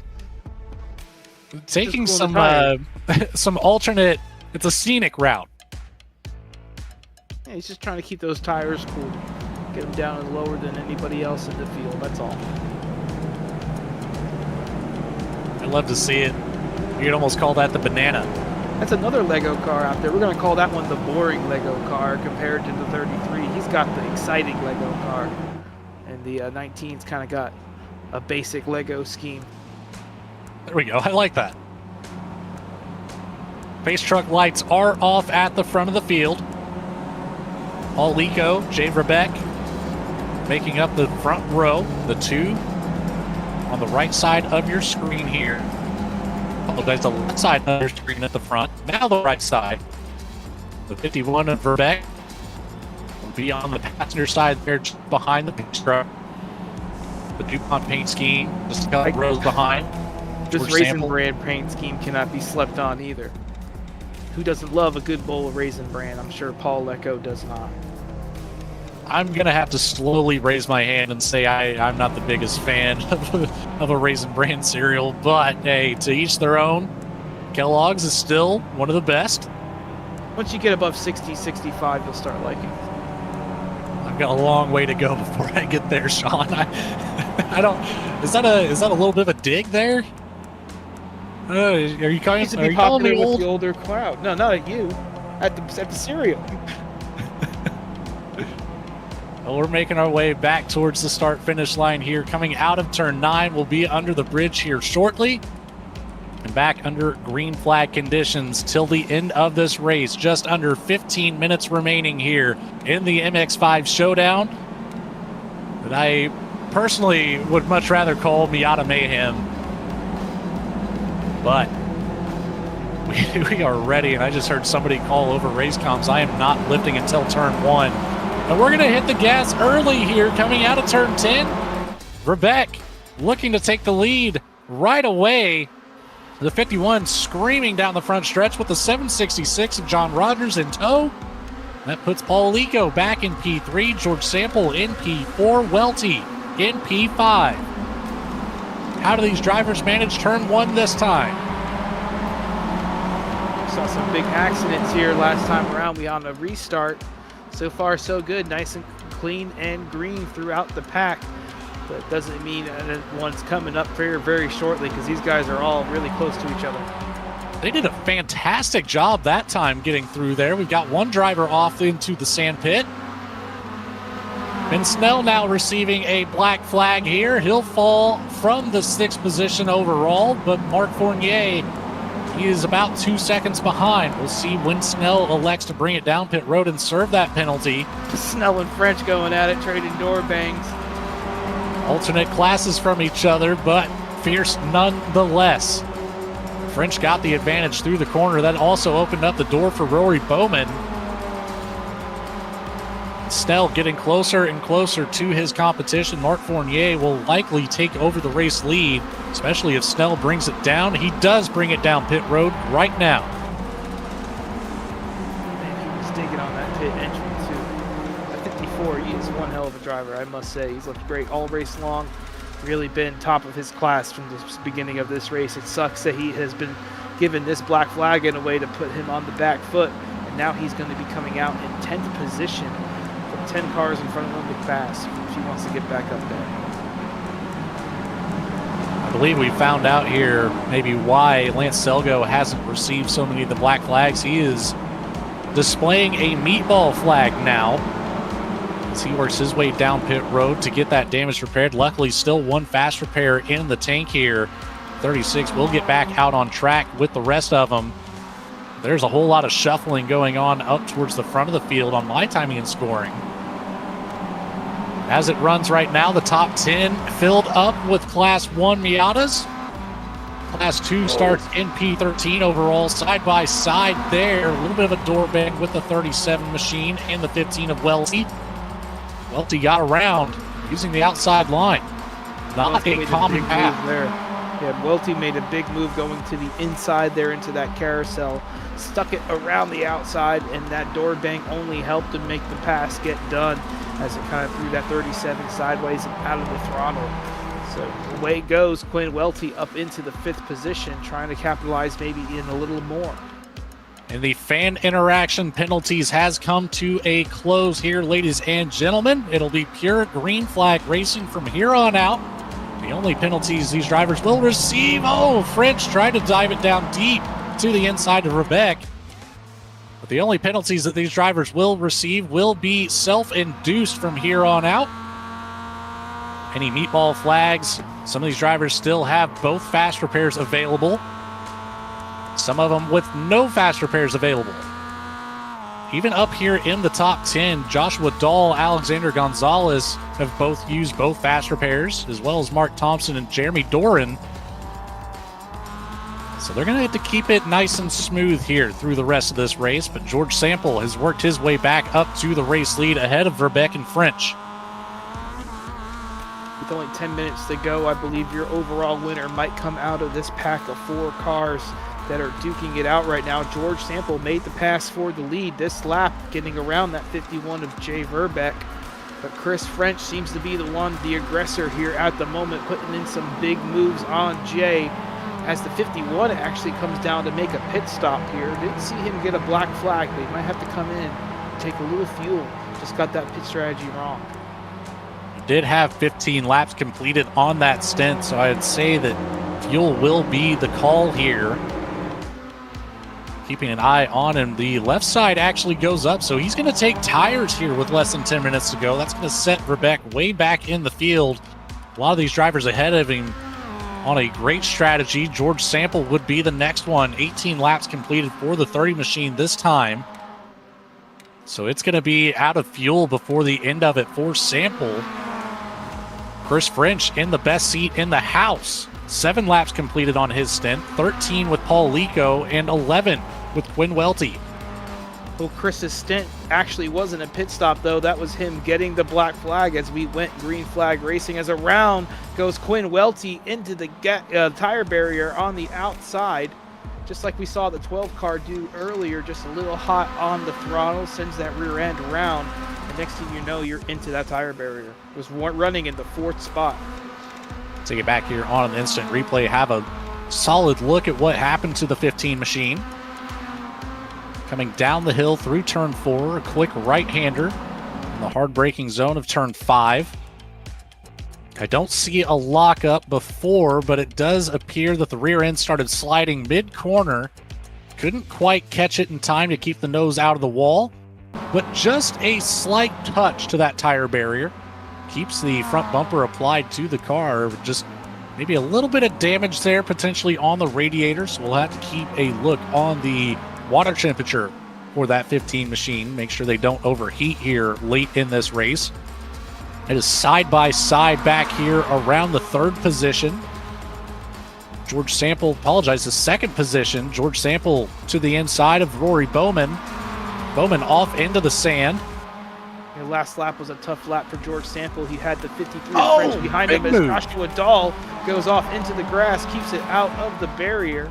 He's able to get back in line, but lost a lot of time there this late in the race. But going back to the 30 car here, he was the leader last time around.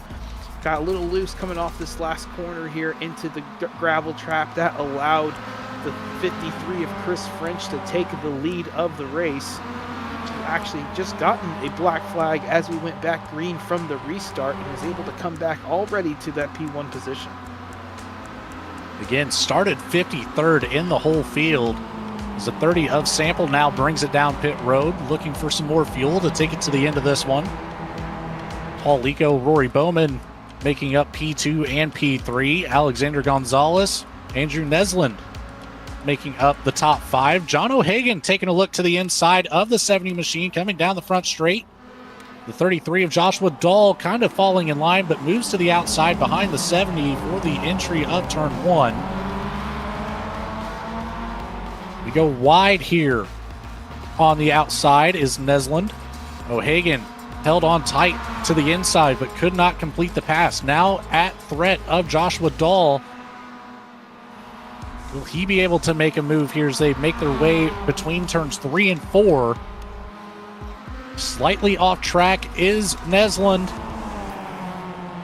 The 20 machine, where can he go? Holds it to the inside, keeps Dahl at bay. Will slot right back in between O'Hagan and Dahl. And Chris French is starting to drive away a little bit. 3 seconds over Paul Letko in second. But this battle for second is pretty hot here at the moment as Rory Bauman into 37 is not going anywhere. The big question is, can any of these guys make it the rest of the way on fuel? A lot of the other guys that were on this same strategy as them have come down and taken their pit stops. It'll be interesting to see if any of these fellas up front are able to conserve that little bit extra and make it all the way home. Well, one thing I just noticed, Sean, we weren't on the camera angle there for the broadcast, but I saw it on my side. Chris French, his wipers going on and off.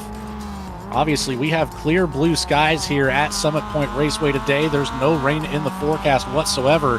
So what do those wipers mean?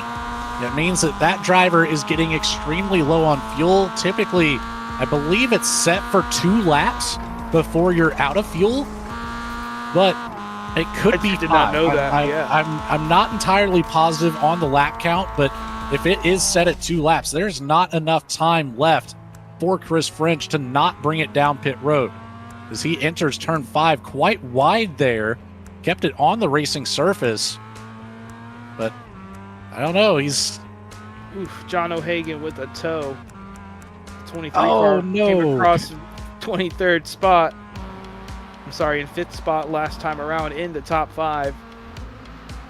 Something tragic had to happen to him. He was in that hot battle with the 20 car, and right now he is on pit road getting that tow done. Take a look here and see what happened to O'Hagan.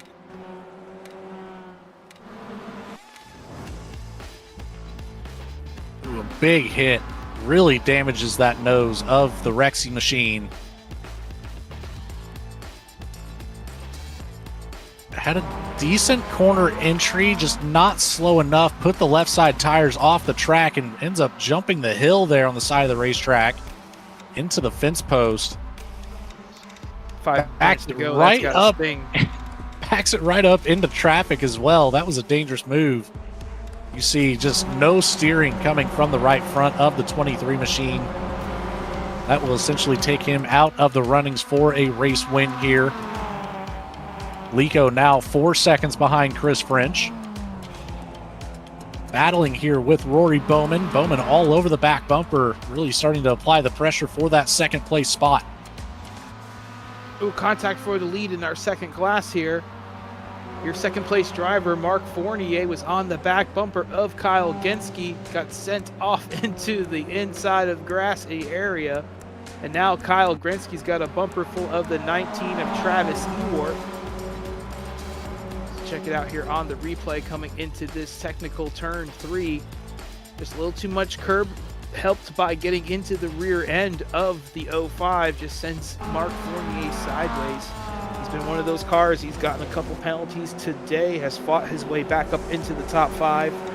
That's going to sit him a little further behind than what he would like to be, as he gets to slot in right behind Ben Snell on the 54 on that comeback trail. 5 seconds to go. Genske holding on to the race lead of Class 2. Ewart right behind, less than a half second in that yellow machine.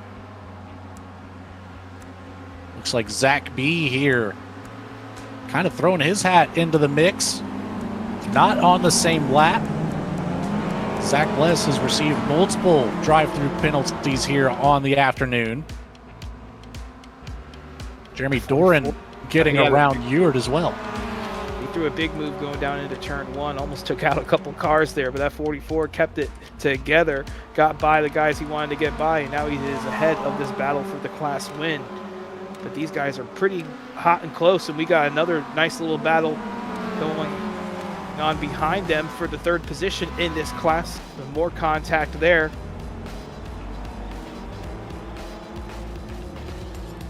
Whole bunch of different cars from different classes here just duking it out. They are on all sorts of separate laps and all sorts of separate races. Trying to hop on board personally here with Chris French and see if I can find out how much fuel he has left, but unfortunately that information not being displayed. But feeling comfortable enough to go around one more time here, as we've got 1 minute and 20 seconds remaining of the event. That'll give him enough time to get around this track one more time, maybe even 2 more times. This will be very interesting if French has enough left in the tank. 6.5 seconds ahead of Paul Lico. If he's got enough fuel in the tank, I think he will be taking home the overall race win here.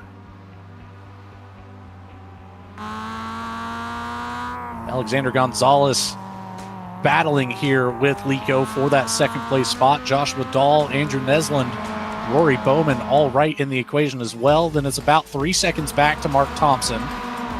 Quinn Welty about 3/4 of a second behind. Then it's a big gap back to 9th place. 18 seconds rather, between Welty and Doran for P8.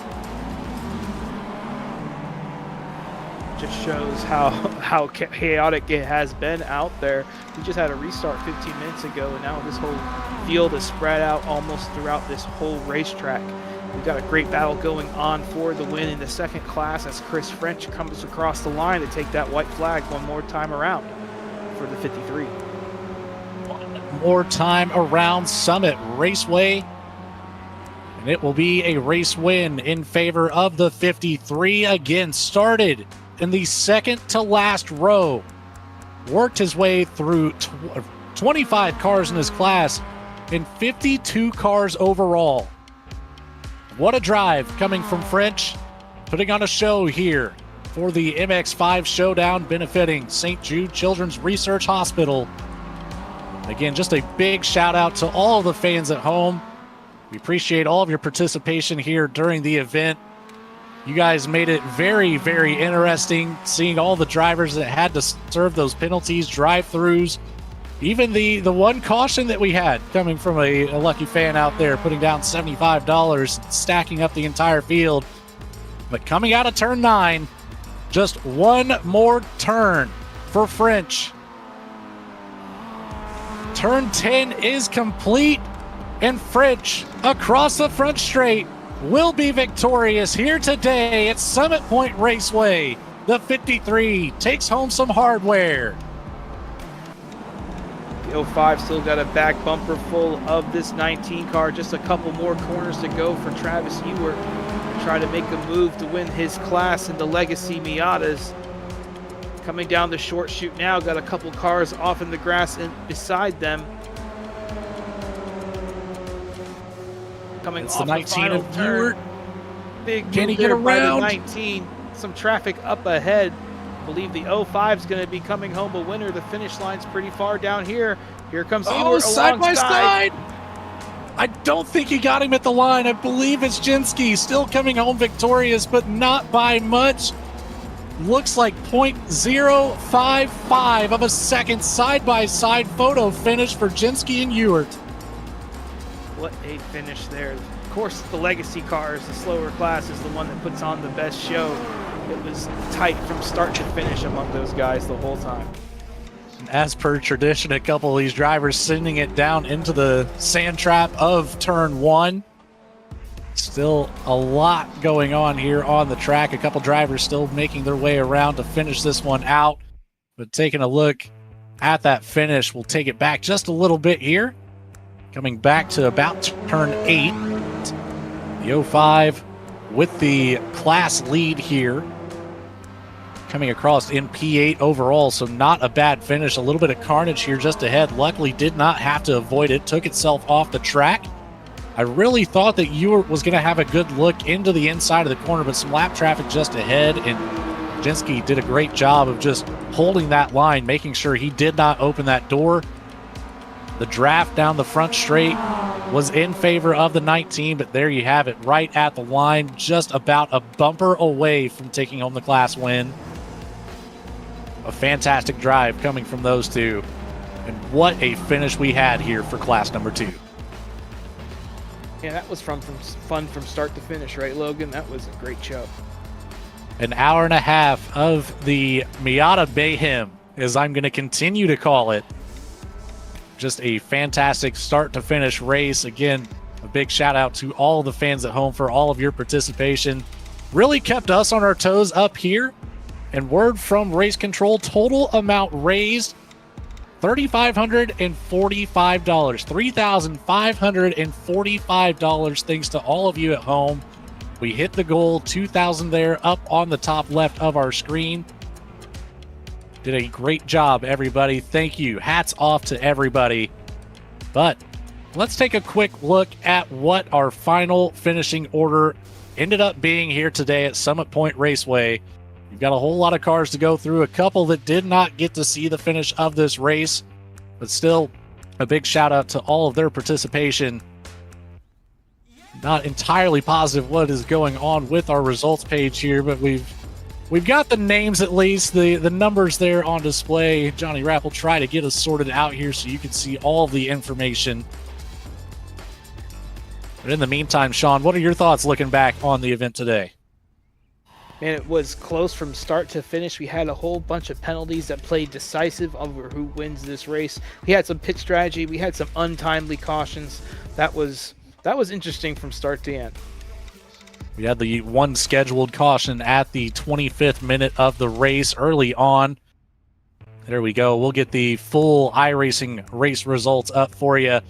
Chris French coming home victorious in the inaugural St. Jude Children's Hospital charity race here today. Paul Lico coming home in P2, just about 7 seconds behind there, but a battle with Joshua Dahl all the way to the end. Rory Bowman and Quinn Welty rounding out the top 5. Andrew Nesland, Andrew, taking home P6 with Jeremy Doran coming home P7. Then it's our second class, Kyle Jinsky taking home P8 overall, but first in his class with the side-by-side finish. In P9, the second in class, Travis Ewert. Then in the top 10, the 34 of John DeWayne in Class 2, P3. P11 tonight was Gavin Payne in his 46 car. P12 was going to be Ben Snell in that 54 Rainbow Warrior scheme. 13th was Mark Fournier in his 6 car. Jay Verbach ending did not go the way he needed to. He's going to finish 14th in his 51st and 51 car. 15th was going to be John Rogers. 16th, George Sample in that 30 Pikachu machine. 17th was Michael Gerhardt. 18th, Taylor Dixon. 19th, Alexander Malave. And 20th, Nate Whitmere. In 21st, it's Joshua Rivera followed up by the 43 of Mark Thompson taking home P22. John O'Hagan in the 23 machine takes home 23rd, with Michael Odell in 24th in the 48. Timothy Rosenfield taking home 25th, with Jean Rivera in 26th, just behind. Jeremy Pileski in 27th. Matt Burgess takes home 28th. Al Latufo in the 29th spot. And last but not least, in the top 30 is Peter Murphy in the 67th. 31st was going to be David Thompson. 32nd, Zachary Blaze. 33rd, Andrew Janis. 34th, Lance Seago with all the penalties tonight. 35th was going to be Ava Berry. 36th, Evan Henry. 37th, Alvis Shizu.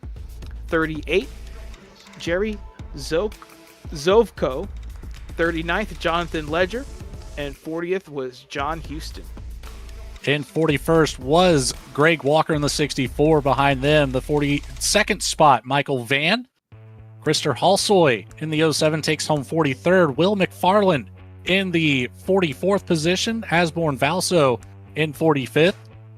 Damian Connor takes home 46th. Mike Lista in 47th. Zach Bridges in 48th. 49th goes to Helder Goncalves. In the top 50, Caden Sear in the 9. 51st was going to be Brian Belansky. 52nd, Alex Beharry. 53rd, Logan Watern. 54th, Tiger Lugo victory. And rounding out our field in 55th was Ian J. Bergeson. Well, looks like we've got our class winners ready to go for their interviews. We'll let Johnny Rapp get set back up for that here. We're going to pull up our overall race winner. Christopher Fritsch here will join us in the booth. Chris, you've got Logan and Sean up here in the Slingshot booth. You got a copy? Yeah, I've got you guys. Good to talk to y'all. Well, man, I'm impressed that we're talking to you, to say the least. You started out 53rd in the field. You were on the second to last row. You passed 25 cars in your class, 52 cars overall. There's got to be some high emotions in the seat of that Miata after that wild drive that you had today. Yeah, that was a great race. My teammate Will McFarland and I, we thought, this is probably going to be a mess. Why don't we just skip qualifying? And I was kind of regretting it at one point because we kind of got stuck behind the other class. But I think just running my own pace and taking my time and some good old wreck avoidance, like Carson Hocevar talks about on Instagram, that worked out. So a few strategy calls too, and that was just a ton of fun being able to race all these different guys. Endurance racing is one of my faves.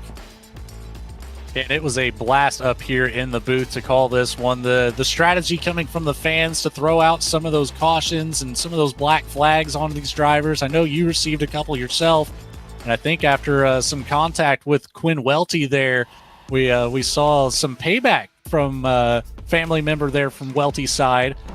Maybe talk a little bit about those black flags that you had received personally and how did it affect your race?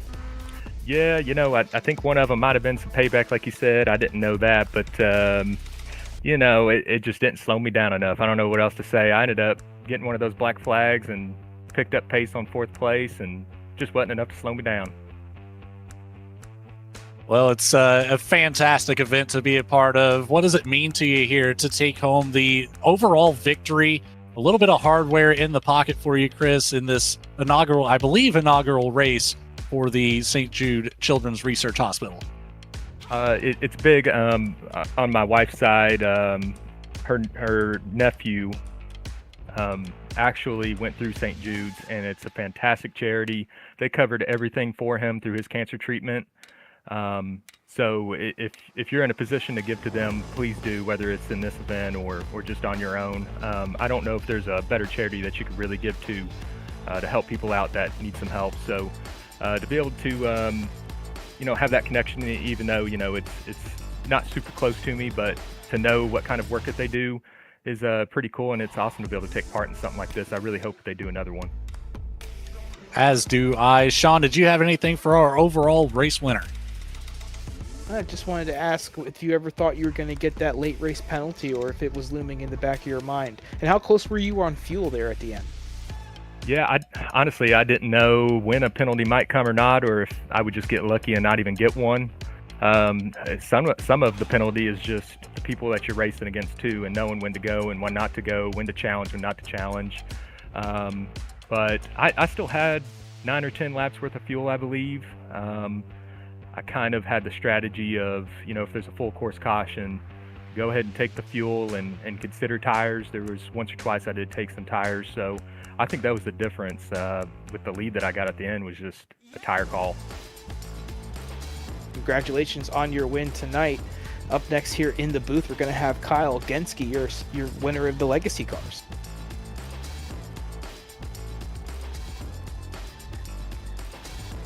Kyle, you've got Logan and Sean up here in the Slingshot booth. You got a copy? I do, guys. How's it going? Doing great, my friend. I'm sure you are as well, taking home the second class win, rolling off here in P8. Not quite as far up the chain here as you would imagine, but you had a tough battle pretty well the entire time, picking up multiple black flags induced by the fans at home. And then just a lot of door banging there in the last half of the race. Tell me a little bit about what was going on through the mind of you. Did you think that you'd find yourself in this position, especially coming across the line side by side with Travis Ewert? Yeah, it was, right off the gate there, I had an incident kind of because there's so many cars on the track, and going through this course, it's tight. It's going too wide. There was some bumping, so we started, I think, lap 1, we were right up there, and then we were all of a sudden in the back, so I had to work from that, and then we managed to go airborne off the ramp from one of the other class cars that got into us. So we were a lap down at one point because I had to tow. So I had no hope at any point. I didn't think I would get back on the lead lap, especially with all the penalties that would ensue the rest of the race. So yeah, it was really fun to battle my way back through the field, and man, those cautions helped. I got so lucky with getting the lucky dog and the cautions. It was perfect. Timing couldn't have gone better for you here, Kyle. And, it's just an overall great race. We saw you throughout the entire field. Like you said, one lap down at one point, able to battle back. And, the ending there side by side with Ewert. Now, we saw, I believe it's some lap traffic maybe just ahead of you that maybe assisted you, where Ewert had to go a little bit off track to try to make that pass, but nearly got there. What was the strategy call there? I saw you take a pretty narrow entry into turn 10, closing that door before it could even open for that 19 to get to your inside. Yeah, you really got to try to set yourself up, especially with the other class being so similar in pace, so when we're all close together like that, you really got to try to look ahead and try to set up your exit as best as you can, as quickly as you can, because there's so much changing as you go through it. So yeah, Travis was, after the late caution that we had, I was working with him. And he's quick, he drives the other Mazda a bunch, so I know he's got pace, and I know JD was right there behind him too, and he's a great Mazda driver as well, so I knew having them behind me, it was going to be a great finish. And yeah, Travis, he was right there at the door at the end. One more lap, and he might have been here instead of me, so it was super fun. Well, that goes back to the timing. It also goes back to the beginning of the show when Sean and I talked about the hitting your marks being a focal point throughout this race, but congratulations on that race win. Sean, did you have anything for our Class 2 winner? Yeah, I wanted to ask him, what about Auburn Kyle? Is that like a Twitch stream or something he wanted to shout out? Because I was wondering about that when I saw it on his car earlier. Is he just an alumni? Oh yeah, no, that's my stream. We're doing, primarily the only car that I really race is the Mazda, not the old one that we did today, but the other one. Yeah, we streamed this event. Can't wait to go back through and check out all the highlights, because man, there was a bunch of them. So yeah, if anyone wants to check out the stream, you come on over on Twitch. There's an awesome Mazda community that everybody can check out. So yeah. Awesome. Congratulations. Yeah, thank you guys so much for having this whole thing, together. Shout out to Zach and Kasib and all the sponsors that made this possible. Man, it was fun. That it was, my friend. Congratulations on your class win. And we'll see you next time we put one of these things together. Sounds good, guys. Take care. We've got one more person we want to have a word with, and that's going to be the man himself, Kai, with KS Sim here. Will be joining us in the booth, and he'll be telling us a little bit about what this event means to him. Kai, you got Logan and Sean up here in the booth. You got a copy? Yes, sir. Sure do. Well, first of all, a big shout out to you running the race control today. I'm sure that was hectic with all of those donations flooding in, putting some of these drivers down pit lane, whether it be a stop and go penalty, the drive-through penalties. You handled it with grace. Now, I'm curious, what does it mean to you seeing all of these fans at home participate in this event that you've managed to put together with Zach B Racing, and just what it means to you as a whole? Honestly, it was amazing. The drivers make up the entertainment along with the broadcast, but truly the people that donate at home that make the bigger impact really helped us push and not only exceed our goal, but almost double the goal for the race. And it was St. Jude's has already sent me an email appreciating it for the kids' party, the race, the professionalism of the broadcast. It was amazing down to the last tee. Well, we had an absolute blast up here. It was certainly one of the more interesting races I've ever gotten the chance to be a part of here in a broadcast booth. And it was very interesting to throw in those fan interactions with the penalties and, of course, that full course caution there towards the end of the race. Now, from your perspective in the race control booth, how much effect do you think that last yellow that we had come through affect the race? I think it was really big impact. Honestly, the first one, it wasn't as impactful. But when we got to that second one, I was just refreshing the page, seeing if anyone was going to do it. And I saw it come across and I was like, well, a lot of them were complaining about being on like a lap left of fuel. It came out. Well, the pits closed when that yellow came out. So some guys were running out of fuel, and it really impacted some of the guys that were fighting for the lead. Not really in the legacy one because they had a little more fuel mileage, but the newer global MX5, it was really impacting those guys, and quite a few of them had to go out on the side and tow back to pit road. It certainly kept us on our toes, kept things interesting throughout the entirety of the show. Sean, did you have anything for Mr. KS Sim himself? Looking forward to the next one you guys put on. Is there any changes you would like to see or make, and maybe give some of these guys something to look forward to next time we have something like this? Yeah, so a big one was the request for our next one would be a team race. Keep it about the same distance so we're not overdoing it, but also making sure that there's a little more there's more camaraderie across the field, and maybe a little more heckling with teammates involved that can heckle each other across. And then another one is maybe another fast repair in there. I want to send a huge shout out to the Make-A-Wish guys that put on their race earlier today over on the iRacing channel. They actually did unlimited fast repairs. I was a little scared on doing that, but after seeing their event, I think next time, I don't know if it'll be unlimited, but maybe a little more grace with the fast repairs. That could be a very good change, give these drivers a little bit more opportunity to keep racing towards the end of it. I know a couple of them ended up using both fast repairs today and exited the race a little bit earlier than they would have expected to, but overall, fantastic job organizing this event here today. I know we had a blast up here. Hopefully everybody at home had a blast. Is there anybody that you'd like to say thanks to that took part in this event? Yeah, 100%. You guys over here at Slingshot TV, over on Slingshot Racing Media, Johnny, Sean, Logan, and Ellis putting this thing together and helping us get it televised. I want to shout out to everybody. So we had $1,200 raised from signups, and after that we raised $2,300 today just off of penalties being given. Huge shout out for St. Jude's for picking us to host this race once again. This is our first time combining with ZBR and having a different host for it, but it still turned out good. All the drivers and streamers that showed up, everyone at home watching, most importantly the viewers, and then just finally our sponsors: Allstate, World of Racing, Air Force, iRacing, Albertsons, and then Napa Auto Parts for putting together at the last minute $300 worth of pizza delivered to St. Jude's to watch during their little watch party. That is awesome to hear. I'm glad it was so successful for you guys. Like Sean said, very much looking forward to the next one. Congratulations on just a great event overall, and hats off to you, my friend.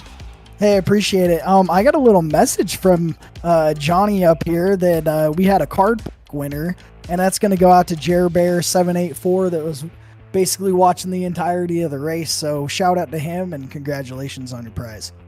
There you go. Card pack winner on the afternoon. Not the only winner here in today's event by any means. Joining Chris French and Kyle Jinsky on that, I'm going to call it a podium. That seems fair enough to me, doesn't it? Yeah, 100%. Awesome. Well, thank you for your time, Kai, and we'll catch up with you next time, buddy.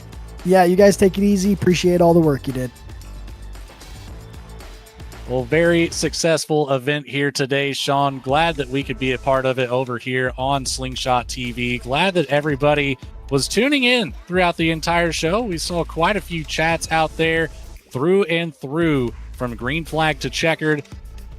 Sean, is there anybody that or anything that you'd like to say to close this one out?